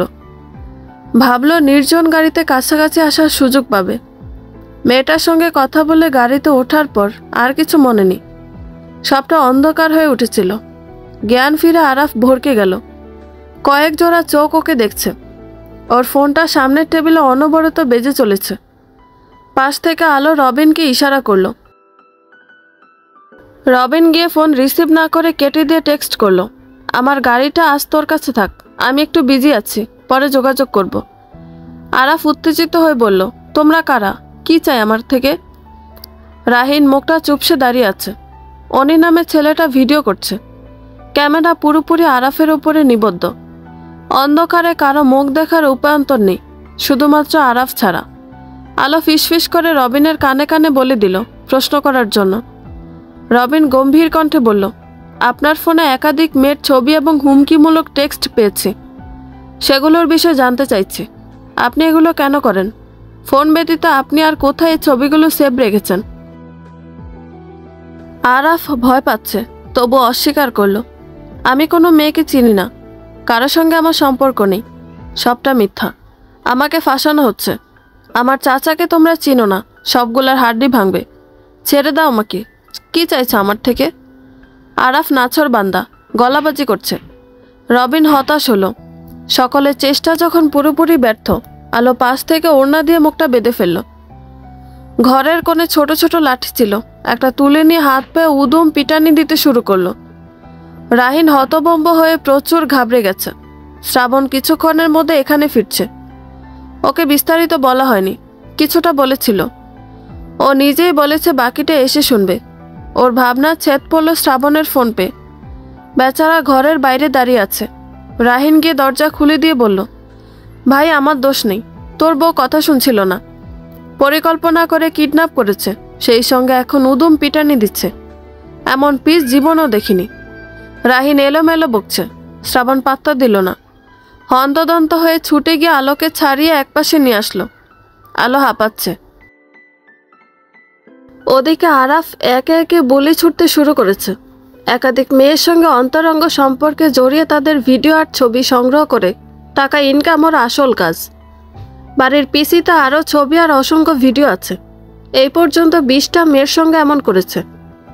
7 আর 10 নম্বর মেয়ে সুইসাইড করে মারা গেছে। বাকিগুলো সম্মান হারানোর ভয়ে চুপচাপ টাকা দিয়েছে। তবুও পুরো ছাড়েনি, বরং হাতে রেখেছে। যখন টাকার প্রয়োজন হয় একজনকে টার্গেট করে। আলোর শরীর কাঁপছে। শ্রাবণ ওকে পুরোপুরি বুকের সঙ্গে জড়িয়ে রেখে ফিসফিস করে বলল, শান্ত হও, আমাকে দেখে পুরোপুরি ডুবাবে তুমি। একটা দিন সহ্য হলো না, মাথা ঠান্ডা করো। আলো হুট করে শান্ত হয়ে গেল, শরীর তবুও মৃদু মৃদু কাঁপছে। কণ্ঠ চাপিয়ে উত্তর দিল, লিজা মরতে বসেছিল, গতকাল সুইসাইডের চেষ্টা করছে। কতবার আপনাকে খোঁজ করেছি, কিন্তু পাইনি। 10 দিনের 5 দিন চলে গিয়েছিল, কি করতাম আমি? বাড়িতে বললে ঝামেলা হতো দ্বিগুণ। সবটা জানি আমি। তোমার কাজকর্ম দেখে আমার হাড় দুর্বল হয়ে পড়েছে। বেচারা রাহিনের অবস্থা শোচনীয়। বন্ধুদের নিয়ে চুপচাপ পাশের কক্ষে গিয়ে বসো, তোমার বিচার পরে করব। আমি বলা পর্যন্ত কক্ষের বাইরে আসবে না, একটা শব্দ উচ্চারণ করবে না, ঠিক আছে? আলো মাথা নাড়ল। শ্রাবণ দায়িত্ব নিয়েছে মানে সমস্যার সমাধান। শ্রাবণ আর ঘুমটা আরেকটু টেনে দিয়ে মুখটা মুছিয়ে দিল। শরীর বেয়ে ঘাম দিচ্ছে। অতিরিক্ত উত্তেজনা শরীরের জন্য ভালো না। মেয়েটা অসুস্থ হয়ে পড়বে। শ্রাবণ ওর হাতটা ধরে বাকিদের চুপচাপ পাশের কক্ষে যাওয়ার জন্য ইশারা করল। এখানে 3 জন উপস্থিত থাকলো। রাহিন থানায় ফোন করে আসতে বলল। শ্রাবণ পাশে গিয়ে বসল। মার খুব একটা হয়নি। আরাফ অত্যধিক ভয়ে মুখ খুলেছে। কক্ষের লাইট জ্বলে উঠল। ওকে বসতে আরাফ দেখে চমকে উঠে বলল, শ্রাবণ ভাইয়া, আপনার সঙ্গে আমার কিসের শত্রুতা? সামান্য চ্যানেলের জন্য আপনি আমার পেছনে পড়েছেন? একটা ভিডিও থেকে আপনি কত টাকা ইনকাম করবেন? আমি আপনাকে 10 লক্ষ দিব। প্লিজ আমার ভিডিও ডিলিট করেন। সম্মানের প্রশ্ন আমার। শ্রাবণ ঠোঁট কামড়ে নিজেকে স্বাভাবিক রাখলো, তবুও মুখ থেকে ভয়ঙ্কর একটা গালি বেরিয়ে আসলো। বেজন্মার বাচ্চা, লিজার পরিচয় জানিস? তোর খুব শখ না নতুন নতুন মেয়েদের সঙ্গে সম্পর্ক করে টাকা ইনকাম করার? তোর বাপ আসলে শুনবো ছেলে পয়দা করে রাস্তায় খ্যাপাটে কুত্তার মতো রাস্তায় ছেড়ে দিয়ে রেখেছে মেয়েদের সম্মান নিয়ে টানাটানি করার জন্য। এসব করতে খুব মজা লাগে না? তোর বোন পুবালি না কি জানি নাম, এই রাহিন ওর বোন পুবালির কিছু ছবি ফেসবুক থেকে ডাউনলোড করে অ্যাডাল্ট ভিডিও তৈরি কর। পুলিশ আসা পর্যন্ত ওর সামনে সেই ভিডিও চালিয়ে রাখবি। ওর মা বোন কাউকে ছাড় দিবি না। লাল লিপস্টিক পরে 16 পাটি দাঁত বের করে দাঁড়িয়ে আছে, ওইটা ওর মা। পরের টাকায় ফ্যামিলি বিজনেস করার শখ আর জন্মের মতো মিটাবো আমি। রাহিনের পায়ের নিচের জমিন থরথর করে কাঁপছে। শ্রাবণের মুখ থামছে না। গালিগালাজ শুনে কান পচে যাওয়ার অবস্থা। মাঝে মাঝে চড় থাপ্পড় আছে। পুলিশ এসে ঝামেলা করবে, সঙ্গে আইন ভাঙার জন্য কৈফিয়ত চাইবে। মরার ওপরে খাড়ার গা, সবটা ওকে সামলাতে হবে। সামনে যে আরও কি কি অপেক্ষা করছে আল্লাহ জানেন। চোখের সামনে বসে থাকা নিকৃষ্টতম ছেলেটাকে দেখে শ্রাবণের মুখ থামেনি। অটোমেটিক চলতে আছে। ওর গালিগালাজ শুনে অমি হেসে কুটি কুটি হচ্ছে। লিজার সঙ্গে হওয়া কাহিনী ভেবে শ্রাবণের মেজাজ চড়া হয়ে আছে। মেয়েটার বুদ্ধি হালকা, ক্ষণকালের ভালো লাগাকে ভালোবাসা ভেবে ভুল করেছে। কিছু মেয়েদের মন অতি কোমল হয়, এদের হৃদয় একবার প্রবেশ করতে পারলে বের হওয়ার সুযোগ নেই। প্রকৃতপক্ষে এরাই বেশি ঠকে যায়। অতিরিক্ত বিশ্বাস আর ভবিষ্যতে চিন্তা না করলে যা হয়। আগে থেকে সাবধান থাকা উচিত।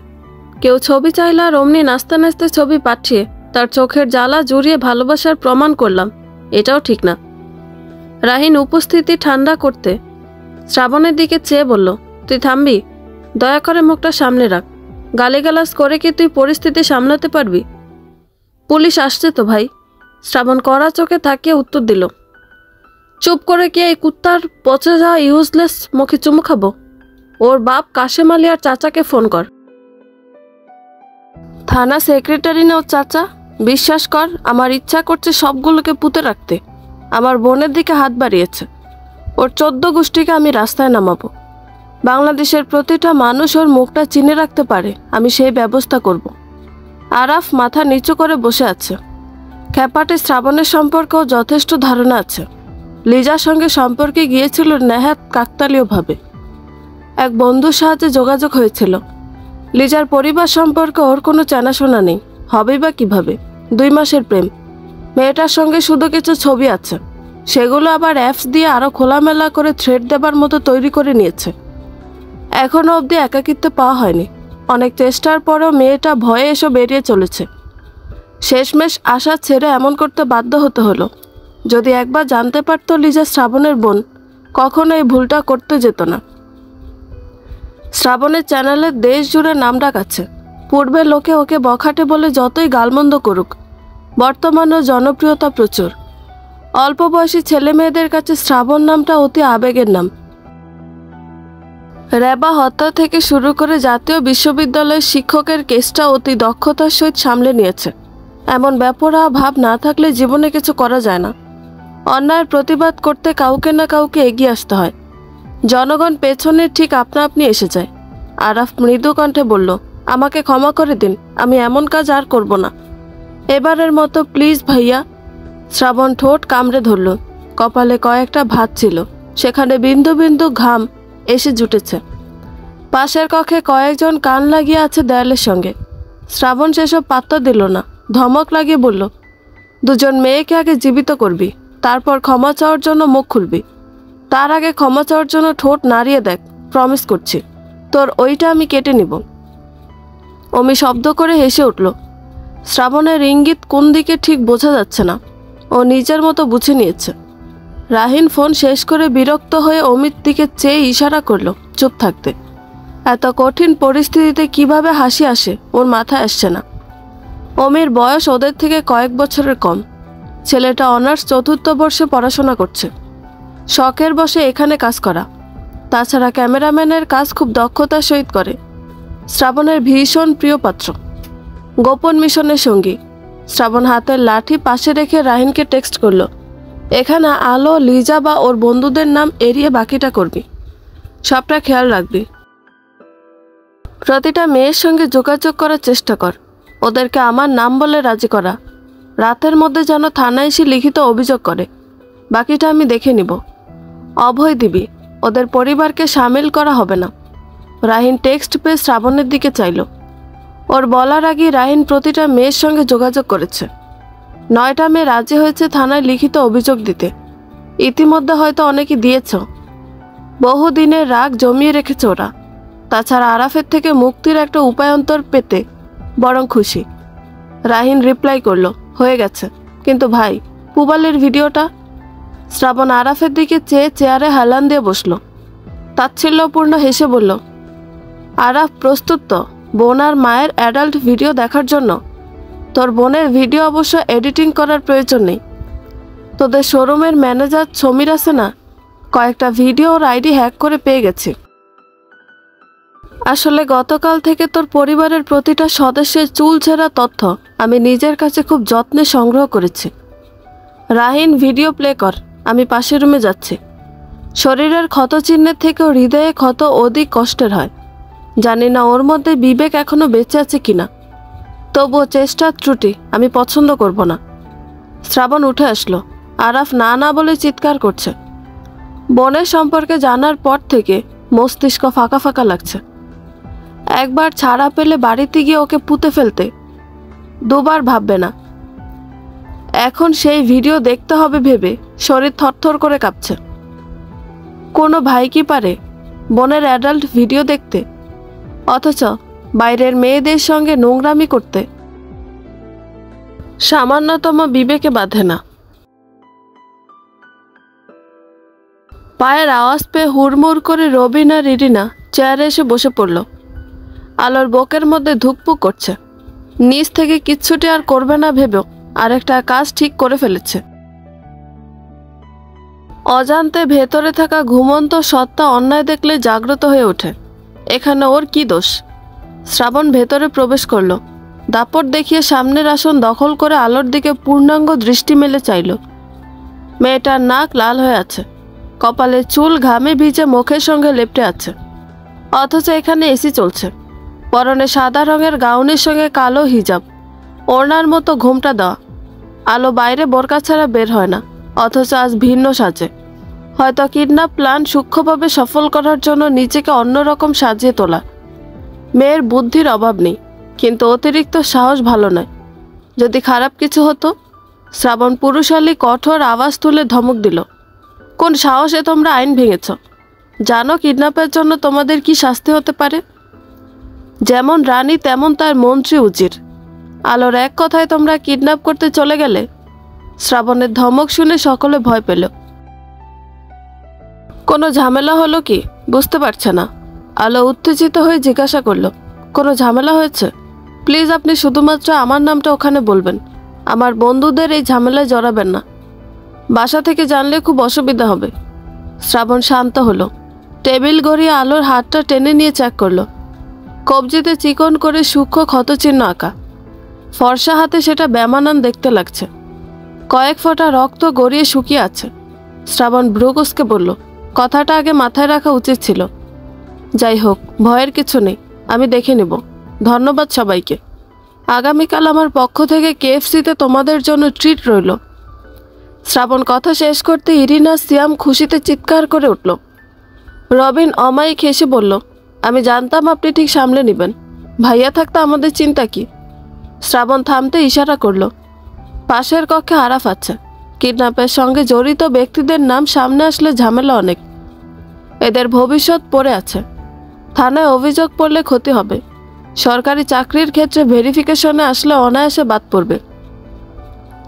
শ্রাবণ ড্রয়ার থেকে ওষুধ বের করে কাটা জায়গাটা পরিষ্কার করে ব্যান্ডেজ লাগিয়ে দিল। সকলে সেটা গোল গোল চোখ করে দেখল। শ্রাবণ আলোর মধ্যেকার রসায়ন সম্পর্কে এলোমেলো ধারণা ওদের। আলো আনরোমান্টিক ভূত, অন্যদিকে শ্রাবণ গোমরামুখ। এদের প্রেম আর বাঘসিংহের বন্ধুত্ব সমান। কোনো মিল নেই, কিন্তু এখন মনে হচ্ছে তেমন না। লুবনা বোকা বোকা চেয়ে ফিসফিস করে সিয়ামের কানে কানে বলল, এদের ব্যাপারটা বুঝেছিস? উপর থেকে ভাব ভালোবাসা নেই, অথচ কি টান। শ্রাবণ ভাইয়া ভালোবাসার কথা বলতে জানে, আমার বিশ্বাস হচ্ছে না। খটখটে মন নিয়ে কিভাবে আলো রানীর কাছাকাছি আসে? সিয়াম ধমক দিল, চুপ থাক ভেবলি, মাথায় বুদ্ধি জ্ঞান নেই।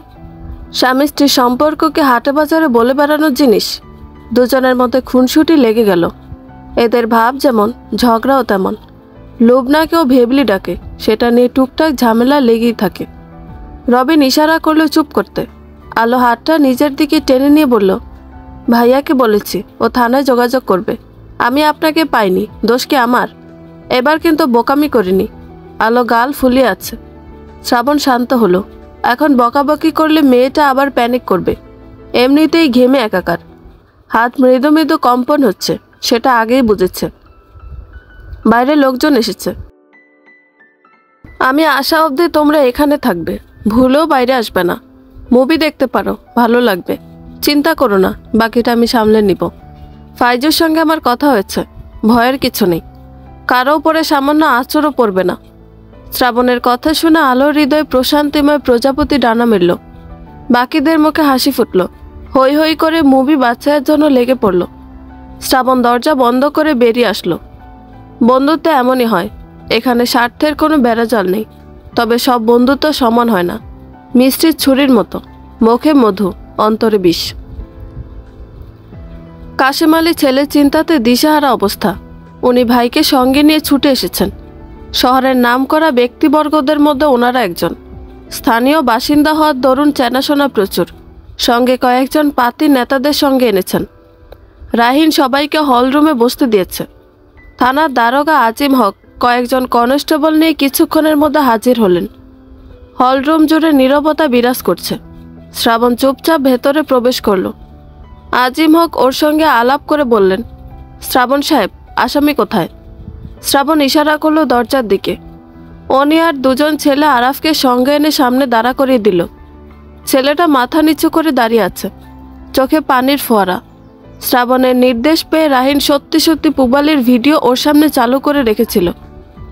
বাধা হাতের জন্য না পেরেছে কানে আঙুল দিতে, না পেরেছে উঠে আসতে। চোখ বন্ধ করে দাঁতে দাঁত চেপে বসেছিল। ওকে এভাবে দেখে কাশেম আলীর হৃদয় কেঁপে উঠল। শ্রাবণের দিকে তেড়ে এসে বলল, তোমার সাহস কিভাবে হয় আমার ছেলের গায়ে হাত তোলার? চিনো আমাকে? সামান্য চ্যানেল খুলে আমার সঙ্গে টক্কর দিতে এসেছ? আমার সোনার টুকরো ছেলের নামে তুমি বদনাম করতে চাইছ? তোমার অফিস আমি ভেঙে গুড়িয়ে দেওয়ার ক্ষমতা আমি রাখি।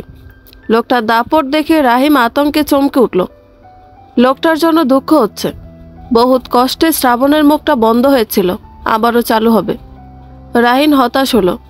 শ্রাবণ ঠান্ডা মাথায় সরল চোখে তাকিয়ে বলল, কুকুর বেড়ালের মতো বাচ্চা পয়দা করে রাস্তায় ছেড়ে দিয়ে রাখলেই কি সেগুলো মানুষ হয়? একটু শাসন করতে হয়। আপনার পয়দা করা সোনার টুকরোর কুটকর্ম দর্শন করবেন না? এই রাহিন, এখানে মনিটর সেট কর। ভদ্রলোকের আজ মাথা ঠান্ডা করা কিছু ভিডিও দেখাবো, অবশ্য গরমও হতে পারে। সোনার টুকরোর কৃতকর্ম বলে কথা। রাহিন লজ্জায় লাল হচ্ছে, কিন্তু কিছু করার নেই। সব রেডি ছিল, শুধু সংযোগ ঠিকঠাক করে ওপেন করলো। প্রথমে আরাফের স্বীকারোক্তি, পরে ওর বেশ কিছু অ্যাডাল্ট পিকচার আর ভিডিও দেখে কারো মুখ আর উঁচু নেই, মাথা নিচু করে আছে। শ্রাবণ নির্বাকভাবে চেয়ে আছে কাশিম আলীর দিকে। ভদ্রলোক ছেলের দিকে তেড়ে গিয়ে জুতা খুলে মারতে চাইল। কেউ আটকানোর চেষ্টা করছে না দেখে মারল না। মুখের সামনে হম্বিতম্বি করে জুতা নাচিয়ে বকাবকি করছে। শ্রাবণ হাসল। ভদ্রলোকের মতিগতি বোঝা শেষ। ভাবছে শাসনের নাম করে নিয়ে যাবেন, কিন্তু পরিকল্পনার মধ্যে তো সেটা পড়ে না। শ্রাবণ আজিম হককে উদ্দেশ্য করে বলল, 2 জন মেয়ের মার্ডার কেসে চার্জশিট লিখতে হবে, পারবেন না? 9 জন মেয়ের লিখিত অভিযোগ, উপযুক্ত সাক্ষী প্রমাণ সবটা আছে। আরও কিছু লাগবে? লাগলে বলুন, ব্যবস্থা করছি। এরপর কি করতে হবে বাকিটা আশা করি বলতে হবে না। আজিম হক শ্রাবণের কথা শুনে হাসলেন। একজন বড় মাপের পুলিশ কর্মকর্তা ইতিমধ্যে ওনার সঙ্গে যোগাযোগ করেছে। কেসটা নিয়ে গরমিল করলে ঝামেলা আছে। উনি এগিয়ে যেতে আরাফের চাচা এগিয়ে আসলেন। ভদ্রলোক থেমে থেমে অনুরোধ করলেন, দেখো, যা হয়েছে বাচ্চামো থেকে হয়েছে। আমি দায়িত্ব নিতেছি, এমন আর হবে না। ঝামেলা এখানে মিটিয়ে ফেলো। শ্রাবণ, বিষয়টা তো তোমার নিজের না, এর মধ্যে তুমি মাথা ঘামিও না। শ্রাবণ মেজাজ হারালো। এতক্ষণ শান্ত ছিল, ক্ষুব্ধ হয়ে উত্তর দিল, 2 জন মেয়েকে আত্মহত্যা করতে বাধ্য করাকে আপনার বাচ্চামো মনে হচ্ছে? আপনাকে থানার সেক্রেটারি কে করেছে মশাই? আইনের জানেন না, আবার থানার দায়িত্ব নিয়ে বসে আছেন। আইন কি আপনার বাপদাদার সম্পত্তি? এভাবে চুমকো দিয়ে সব ঠিক করে ফেলবেন? 20টা মেয়ের মধ্যে একজন আমার অতি আপনজন। বেজন্মার জন্য দরদ উতলে পড়ছে। মেয়েগুলোকে ট্রাফে ফেলে লক্ষাধিক টাকা হাতিয়ে নিয়েছে, সেগুলোকে বাচ্চাদের কাজ বলে? আপনার মেয়ের সঙ্গে যদি আমি এমন করে আপনি চুপ থাকবেন? আমার ভাষাগত সমস্যা আছে, দয়া করে আর আবালের মতো কথাবার্তা বলবেন না। আজিম হক ইশারা করলেও থেমে যেতে, বাকিটা উনি দেখছেন। কিছু সাংবাদিকেরা ঠিক পেয়ে বাইরে অপেক্ষা করছে। শ্রাবণ এখানে কাউকে আসার অনুমতি দিল না, ঝামেলা আছে। রাহিন সেটা দেখছে। আজিম হক প্রমাণ সংগ্রহ করে আরাফকে নিয়ে বের হলেন। অনেক অনুরোধ করেও আটকানো গেল না। শ্রাবণ কৌশলে ঠিক লিজার আলোকে বাঁচিয়ে নিল। ঝামেলা শেষ করে আলোদের কক্ষে প্রবেশের পূর্বে বাসা থেকে ফোন আসলো, বাড়িতে বিপদ, এখনই যেতে হবে। শ্রাবণ হন্তদন্ত হয়ে আলোকে নিয়ে বের হলো। শীতের শুরু, আবহাওয়া হঠাৎ পরিবর্তন হয়েছে। দিনে গ্রীষ্মের প্রখর গরম, আর শেষ রাতে গা হিম করা শীত পড়ছে। জায়গা পরিবর্তনের জন্য বা নিয়মকানুন বিঘ্নিত হওয়াতেই ঈশার প্রচণ্ড জ্বর এসেছে। তুলি সকালের ট্রেনে হোস্টেলে ফিরে গেছে। ইকবাল মাহমুদের গুরুত্বপূর্ণ একটা মিটিং ছিল। উনি চট্টগ্রামের উদ্দেশ্যে বেরিয়েছেন বিকেলে। আগামী 2 দিন তাকে পাওয়া কঠিন। বাড়িতে শুধুমাত্র লিমা বেগম ছিলেন। আলো শ্রাবণের সঙ্গে আছে, উনি সেটা জানেন। ঈশাকে নিয়ে সমস্যা ছিল না, হঠাৎ জ্বরের জন্য সবটা ওলটপালট হয়ে গেল। ওষুধে কমছে না, হাসপাতালে নিতে হবে। নিজেদের ক্লিনিকে যে শিশু ডাক্তার ছিলেন, উনি অন্য ক্লিনিকের ভিজিটে আছে। তাছাড়া ইকবাল সাহেবের ফোন বন্ধ। বাধ্য হয়ে শ্রাবণকে ফোন করতে হলো। বিপদের উপরে বিপদ না আসলে তাকে বিপদ বলে না। শ্রাবণ আলোকে নিয়ে যতটা সম্ভব তাড়াতাড়ি বাড়িতে ফিরল। ঈশা জ্বরের ঘোরে অচেতন হয়ে পড়ে আছে। লিমা বেগম কান্নাকাটি করছেন। ওনার হাই প্রেশার, অতিরিক্ত উত্তেজনা শরীরের জন্য ক্ষতিকর। অন্য হাতে ফোন বের করে ক্লিনিকে ফোন করে খোঁজ করলো কোনো শিশু ডাক্তার আছে কিনা। ফলাফল শূন্য, তবে আশা ছাড়েনি। শ্রাবণ চলতে চলতে কথা বলছে। আলো ওর পিছু ছুটল। লিমা বেগমকে বলে দিল চিন্তা না করতে। শ্রাবণের পরিচিত একটা ক্লিনিক আছে, সেদিকে গাড়ি ঘোরালো। অপেক্ষা করার সময় নেই। ভীষণ রাগ হলো বাবার ওপরে। এভাবে কেউ ডাক্তার রাখে? প্রয়োজনের সময় পাওয়া যায় না, ভাড়া করে আনতে হয়। আলো কান্নাকাটি করছে। বোনের শেষ চিহ্ন। ওর কিছু হলে আর নিজেকে ঠিক রাখতে পারবে না। শ্রাবণ মাঝে মাঝে ধমক দিচ্ছে চুপ করতে। হাসপাতালে পৌঁছাতে ওদের 15 মিনিট লাগলো। চেনাশোনা জায়গা, তাছাড়া শ্রাবণকে চিনে না এখানে এমন কেউ নেই। লিখন দৌড়ে আসলো বন্ধুর ফোন পেয়ে। তাড়াতাড়ি ঈশাকে নিয়ে ইমার্জেন্সির দিকে ছুটল। কথায় বলে অবাকা যেদিকে যায় সাগর শুকিয়ে যায়, তেমনি পরিস্থিতি। শিশু ওয়ার্ডের ডাক্তার কুহিলি চৌধুরী, কিছু করার নেই। শ্রাবণ আর আলো বাইরে দাঁড়িয়ে আছে। টেনশনে নিঃশ্বাস নিতে কষ্ট হচ্ছে। আলো দাঁড়িয়ে থাকতে পারছে না, থরথর করে কাঁপছে। মেয়েটা এসব নিতে পারে না, প্যানিক অ্যাটাকের সমস্যা আছে। শ্রাবণ গিয়ে ওকে ধরল, পাশে চেয়ারে বসিয়ে দিয়ে বলল, ইস্যু ঠিক হয়ে উঠবে, চিন্তা করো না। বিপদের সময় ধৈর্য ধরতে হয়, শান্ত থাকো। আলোর ভয় লাগছে প্রচুর। সেবার বোনকে জীবিত এনে লাশ নিয়ে ফিরেছিল। বুক ধরফর করছে। শ্রাবণ অশান্ত এলোমেলো আলোর মুখের দিকে চেয়ে বারবার থমকে যাচ্ছে। কিছুক্ষণ আগে যেই মেয়ে রণাঙ্গনে যুদ্ধ করে ফেরার মতো একজন যুবককে কিডন্যাপ করে পিটাতে পারে, সেই মেয়ে পরিস্থিতি আর সময়ের পরিবর্তনে নিজের প্রিয়জন হারানোর বেদনাতে ভেঙে পড়ছে। ভাবা যায় না, নারী বুঝি এমনই হয়। তার এক চোখে স্বামী, সন্তান, প্রিয়জন, অন্য চোখে জাগতিক বিষয়। এক হস্তে সবটা সামলাতে দক্ষ। শ্রাবণ নিজেও অশান্ত হয়ে আছে। কিছুক্ষণের মধ্যেই লিখন বের হলো। কোনো রকমে ওষ্ঠে হাসি টেনে বলল, চিন্তার কিছু নেই, কুহিলি দেখছে, জ্বর কমে যাবে, কিন্তু আপাতত এখানে থাকতে হবে। স্যালাইন দিয়েছি, ওকে কেবিনে নিয়েছি, থাকতে অসুবিধা হবে না তো?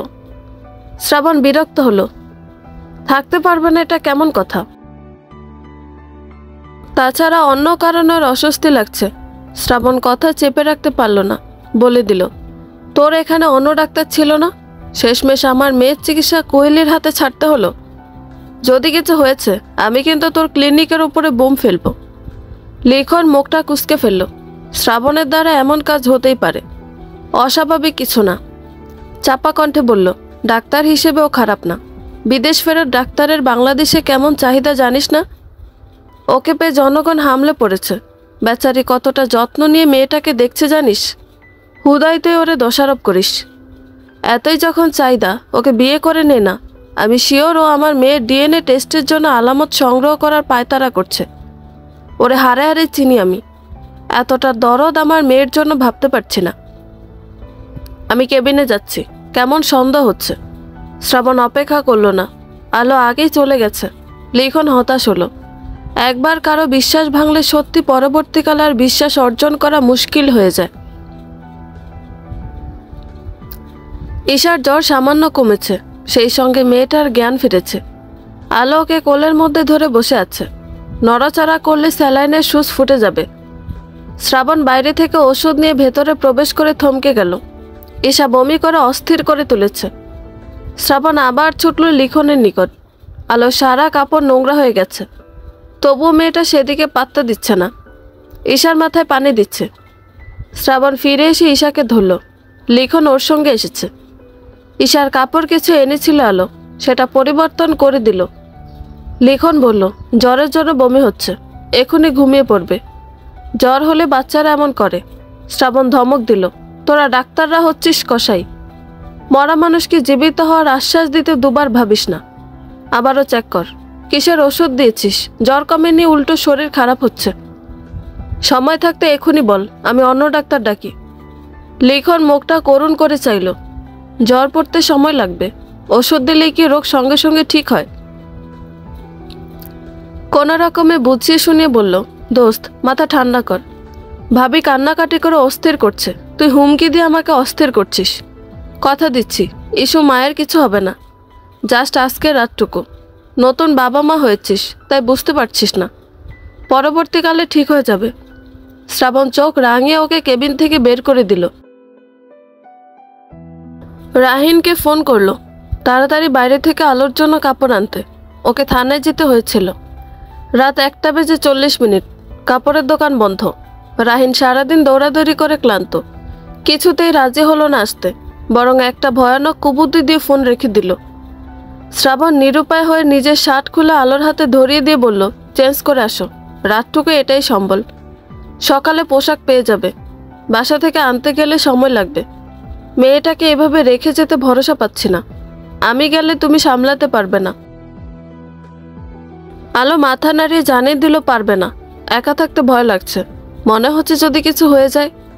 বোনের মুখটা চোখের সামনে ভাসছে। শ্রাবণের থেকে শার্ট নিয়ে ওয়াশরুমে ঢুকে পড়ল। শ্রাবণ ততক্ষণে ঈশাকে কোলে নিয়ে বসে আছে। বাচ্চাটা এত হাসি খুশি আর কিউট, যে কোনো মানুষ দেখলে আদর করতে বাধ্য। শ্রাবণ অভ্যাস অনুযায়ী ঈশার গালে কয়েকবার চুমু বসিয়ে দিল। বাবাদের যে অনেক দায়িত্ব, তাছাড়া যার ভবিষ্যতে চিন্তা করে নিজের জীবনের বড় একটা সিদ্ধান্ত নিতে বাধ্য হয়েছিল, তাকেই যদি অবহেলা করা হয় তাহলে কেমন হয়? শ্রাবণ ভাবতে ভাবতে আলো বের হলো।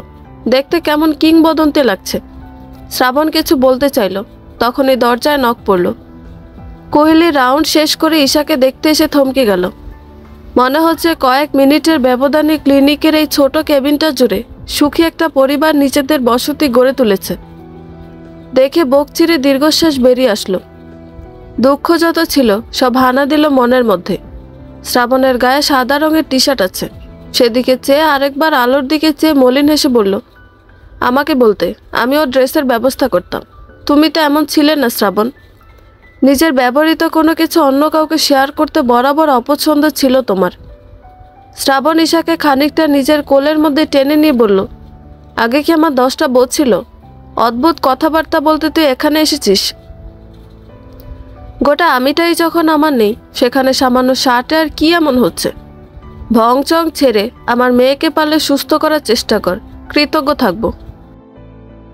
কোহলি এগিয়ে আসলো। ঈশার হাতটা নিজের হাতের মুঠোয় নিয়ে জ্বর চেক করে বলল, মেয়েকে ভীষণ ভালোবাসিস?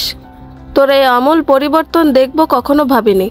বারবার ভাবি আমি নিজেকে আর তোর নিকট সস্তা করতে আসবো না, কিন্তু বিশ্বাস কর, ভালোবাসলে বুঝি বেহায়া হয়ে ওঠে মানুষ। নিজের মনের ওপরে নিয়ন্ত্রণ হারিয়েছে। বাবার শরীর ঠিক নেই, তাই আর ফিরে যায়নি। ভাবছি এখানে সেটেল হব। শ্রাবণ ঈশাকে আলোর নিকট দিয়ে সোফায় গিয়ে বসলো। এই যে কোহলি এসেছে, এত সহজে যাবে বলে মনে হচ্ছে না। রাহিনের ওপরে অযথা মেজাজ খারাপ হচ্ছে। আজ হয়তো ধকল বেশি গেছে। শ্রাবণ ওকে দৌড়ের উপরে রাখে। এখন এই কোহলিকে ঘর থেকে বের করা যুদ্ধ জয় করা সমান মনে হচ্ছে। শ্রাবণ কিছু একটা ভেবে বলল, তুই লিখনকে নিয়ে ভাবতে পারিস। বেচারা আজন্ম সিঙ্গেল, তোকে পছন্দ করে, হয়তো লজ্জায় বলতে পারছে না।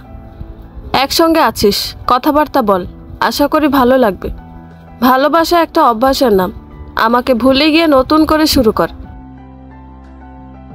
বউ বাচ্চা ফেলে আবার বিয়ে করব বা পরকিয়া করব, ওসব আমাকে দিয়ে হবে না। সোজা সাপটা বলতে আমার পছন্দ। কোহলি চোখের পানি মুছে বেডের একপাশে বসে পড়ল। আলো মহাবিরক্ত। একে তো মেয়ে অসুস্থ, তার মধ্যে বউয়ের সামনে এরা প্রেম প্রীতি নিয়ে আলোচনা করছে। আলো আর চোখে তাকে শ্রাবণকে দেখে নিল। এমনিতেও লজ্জা লাগছে। শার্টের হাতা অতিরিক্ত লম্বা, মনে হচ্ছে এর মধ্যে আরেকজন চলে আসবে, এমন ঢিলে ঢালা। কেউ দেখলে রাস্তার ফকির বলতে দুবার ভাববে না। শ্রাবণের সেদিকে খেয়াল থাকলে তো এসব ওর কাছে ভীষণ নর্মাল। আলোর মাঝে মাঝে ওকে রোবট মনে হয়। কোহলির আচরণে মনে হচ্ছে আলো কোনো বাইরের লোক। স্ত্রীর সামনে তার বরকে ভালোবাসার কথা বলাটা কোন লেভেলের বেহিয়ার কাজ আল্লাহ মালুম। আলো ব্রোকসকে বলল, আপু, ওনাকে নিয়ে আপনি বরং বাইরে গিয়ে আলোচনা করুন। আমার বাচ্চার ঘুমের অসুবিধা হচ্ছে। বিষয়টা কেমন জানি দৃষ্টিকটু লাগছে। গালিগালাজ আর অপমানজনক কথা শোনার পরেও যখন আপনার হৃদয়ে এত ভালোবাসা রয়েছে, আমার মনে হয় কেসটা খুব জটিল। আমার বর না, সে তো আবার বর্বর। শ্রাবণ ঠোঁট চেপে হাসল। আলোর মুখটা লাল হয়ে আছে। মেয়েটা অনেক ক্লান্ত, সেটা দেখেই বোঝা যাচ্ছে। হয়তো সারাদিনে দানা পানি কিছু পেটে পড়েনি। মুখটা চিটচিটে হয়ে আছে। ঈশার জন্য এসি বন্ধ আছে। ফ্যানের বাতাসে গরম বেশি লাগছে। শেষ রাতে ঠান্ডা পড়বে। শ্রাবণ বিষয়টা ভেবে নিয়ে বলল, কোহলি, তুই বাইরে যা, আমি কিছুক্ষণ পরে দেখা করব। ঈশু ঘুমাচ্ছে, সেই সুযোগে আলোর বিশ্রাম করা জরুরি। কোহলি খুশি হলো। শ্রাবণ দেখা করবে ভেবে আহ্লাদে আটখান। মেয়েটার বোধ বুদ্ধি সত্যি কমে গেছে। ডাক্তার হিসেবে খারাপ না, বেশ ভালো। মানুষের মন কখন যে কোথায় গিয়ে আটকে যায় বলা কঠিন। ওকে যেতে দেখে শ্রাবণ উঠে গিয়ে দরজা বন্ধ করলো। পাশের জানালা খুলে দিয়ে বলল, আমি বর্বর। বিষয়টা জানলে কিভাবে? অত্যাচার করেছি, থাপ্পড় দিয়েছি, নাকি জবরদস্তি করে অনধিকার চর্চা করেছি? কিছুই করিনি। এখনো পর্যন্ত কাছাকাছিও আসেনি। মানে কি ভাই? কিছু না করে যদি আমি অত্যাচারী হয়ে যাই তাহলে করাই ভালো। এই যে এলোমেলো পোশাকে আমার সম্মুখে বসে আছো, আমি ভালো ছেলের মতো নজর পর্যন্ত দিচ্ছি না। বিষয়টা ভালো লাগছে না? নাকি আমাকে পুরুষ মনে হচ্ছে না? আমি তো আর মহাপুরুষ সন্ন্যাসী না। চোখ আছে, জানা মতো হরমোনের কোনো গণ্ডগোল নেই। শ্রাবণ মাহমুদ একবার হৃদয় ভাঙার হাহাকার সহ্য করেছে, আর কখনো করবে না প্রতিজ্ঞা করেছে। জাস্ট এই কারণে তুমি ছাড় পাচ্ছ, তাও জানি না কতদিন পাবে। শ্রাবণের এলোমেলো একরোখা কথা শুনে আলো চোখ কপালে। এর মধ্যে দরজায় পুনরায় ঠকঠক আওয়াজ হলো। শ্রাবণ আলোর উত্তর শোনার অপেক্ষা করলো না, দরজা থেকে সামান্য উকি দিয়ে বলল, বালের ক্লিনিক এসে জানে জাল হয়ে গেল। বইয়ের সঙ্গে যে একটু কথাবার্তা বলবো তারও উপায় নেই। রাহিন এসেছে পোশাক আর খাবার নেই। রাত আনুমানিক 3টা পার হতে চলেছে। শ্রাবণের কথা শুনে দাঁত বের করে বোকার মতো হেসে বলল, ভাই এটা হাসপাতাল, এখানে ওসব করলে আল্লাহ পাপ দেয়। শ্রাবণ সোজা বেরিয়ে গিয়ে ধমক দিল। ওর হাত থেকে পোশাক নিয়ে আলোর নিকট দিয়ে গেল। চেঞ্জ করা অতি জরুরি, বারবার লোকজন আসছে। রাহিন বুঝিয়ে বলল, 1টা পর্যন্ত থানায় ছিল। আরাফের বাবার চাচা ছেলেকে ছাড়িয়ে নেওয়ার বহু চেষ্টা করেছে। 20 লাখ টাকা অফার করেছিল, কিন্তু পুলিশ ছাড়েনি। থানা সেক্রেটারির ভাতিজার দ্বারা এমন কাজ হয়েছে, সকাল হতে হতে এলাকা ছড়িয়ে পড়বে, সম্মান যাবে। শ্রাবণ বুঝতে পারল রাহিনের অবস্থা, তাই ছেড়ে দিল। ও নিজেও এখান থেকে বাইরে গিয়ে আনতে পারত, কিন্তু কোহলির প্রতি বিশ্বাস নেই। শ্রাবণকে না পেয়ে যদি পাগলামি করে, ঈশার কিছু করে, তখন? থম মেরে বসে আছে রতন। যা কখনো কল্পনা করতে পারেনি সেটাই হয়েছে। রাকা ডিভোর্স নোটিশ পাঠিয়েছে, সঙ্গে থানায় নারী নির্যাতনের মামলা দিয়েছে। স্বামী সংসার ছেড়ে সামান্য কারণে কোনো মেয়ে এভাবে চলে যেতে পারে বলে ওর বিশ্বাস হচ্ছে না। নিজে যা অপরাধ করেছে সে খেয়াল নেই, ভাবছে রাকার চরিত্রের সমস্যা আছে। অথচ সেই মেয়েটার সঙ্গে এতগুলো দিন সংসার করেছে। ভাবে মেয়ে মানুষের আবার মন আছে নাকি? যখন যেটুকু প্রয়োজন স্ত্রীর থেকে সেটুকু পেলেই খুশি। রাকা ভালো বউ হওয়ার সব রকমের চেষ্টা করেছে। দিন শেষে ভালো বইয়ের সার্টিফিকেট পেয়েছে ঠিকই, কিন্তু নিজের উপরে করেছে চরম অবিচার। দাঁতে দাঁত চেপে এবারের প্রতিটা মানুষের মন জুগিয়ে চলেছে। কোনো বিষয়ে মতামত দেবার স্বাধীনতা ছিল না। না ছিল স্বামীর ভালো খারাপ নিয়ে কথা বলার সাহস। রতন বেশ রাত করে বাড়িতে ফিরে, মাঝে মাঝে লোকের সঙ্গে ঝামেলা করে। এসব বলতে গেলে রাকাকে মারপিট করতে ছাড়ে না। ঘর বন্ধ করে পিটিয়ে হুমকি ধামকি দিয়ে বিষয়টা ধামাচাপা দিয়ে এতদিন চলে এসেছে। স্ত্রীকে স্বামীদের দাসী যদি এমনই মনে হয়, তবে টাকা দিয়ে আগেকার দিনের মতো কৃতদাসী ক্রয় করে আনলেই হয়। বরং মুড অনুযায়ী বছর বছর পরিবর্তন করা যাবে। রাকার সিদ্ধান্তে বাড়ির বাকিরা চটে আছে। ছেলের ভুল কেউ ধরছে না, ওনারা রাকার দোষারোপে ব্যস্ত। অনেকে রাকার সঙ্গে যোগাযোগ করতে চাইছে। রতনের বড় চাচি হুঙ্কার ছাড়লেন, বউ গেছে ভালো কথা, আমাদের ছেলে মেয়ে দুটোকে ফিরিয়ে আনতে হবে। আমি আবারও ধুমধাম করে আমার ছেলেকে বিয়ে দিব। সামান্য কারণে তারা এত বড় সিদ্ধান্ত নিতে পারলো, আমি চুপ থাকবো না। রতন চাচির কথা ফুলে উঠল। বউ চলে গেলে কি পুরুষের বিশেষ অসুবিধা হয়? হয় না, বরং ভালো মেয়ে দেখে বিয়ে করতে পারবে। কিন্তু 2 বাচ্চার মাকে কোন পুরুষে বিয়ে করবে? যদিও বা করে, সে নিশ্চয়ই রতনের মতো সুপুরুষ হবে না। গর্বে রতনের বুকের ছাতি ফুলে ডাবল হলো। রাগাকে দেখিয়ে দিবেও রতনের যোগ্য ছিল না। আসলেও কি পারবে দেখাতে? বন্ধুরা, গল্পটি ভালো লেগে থাকলে একটা লাইক করে দিবেন। গল্পের বাকি অংশ শোনার জন্য চ্যানেলটি সাবস্ক্রাইব করে পাশেই থাকবেন। ধন্যবাদ সবাইকে, ভালো থাকবেন।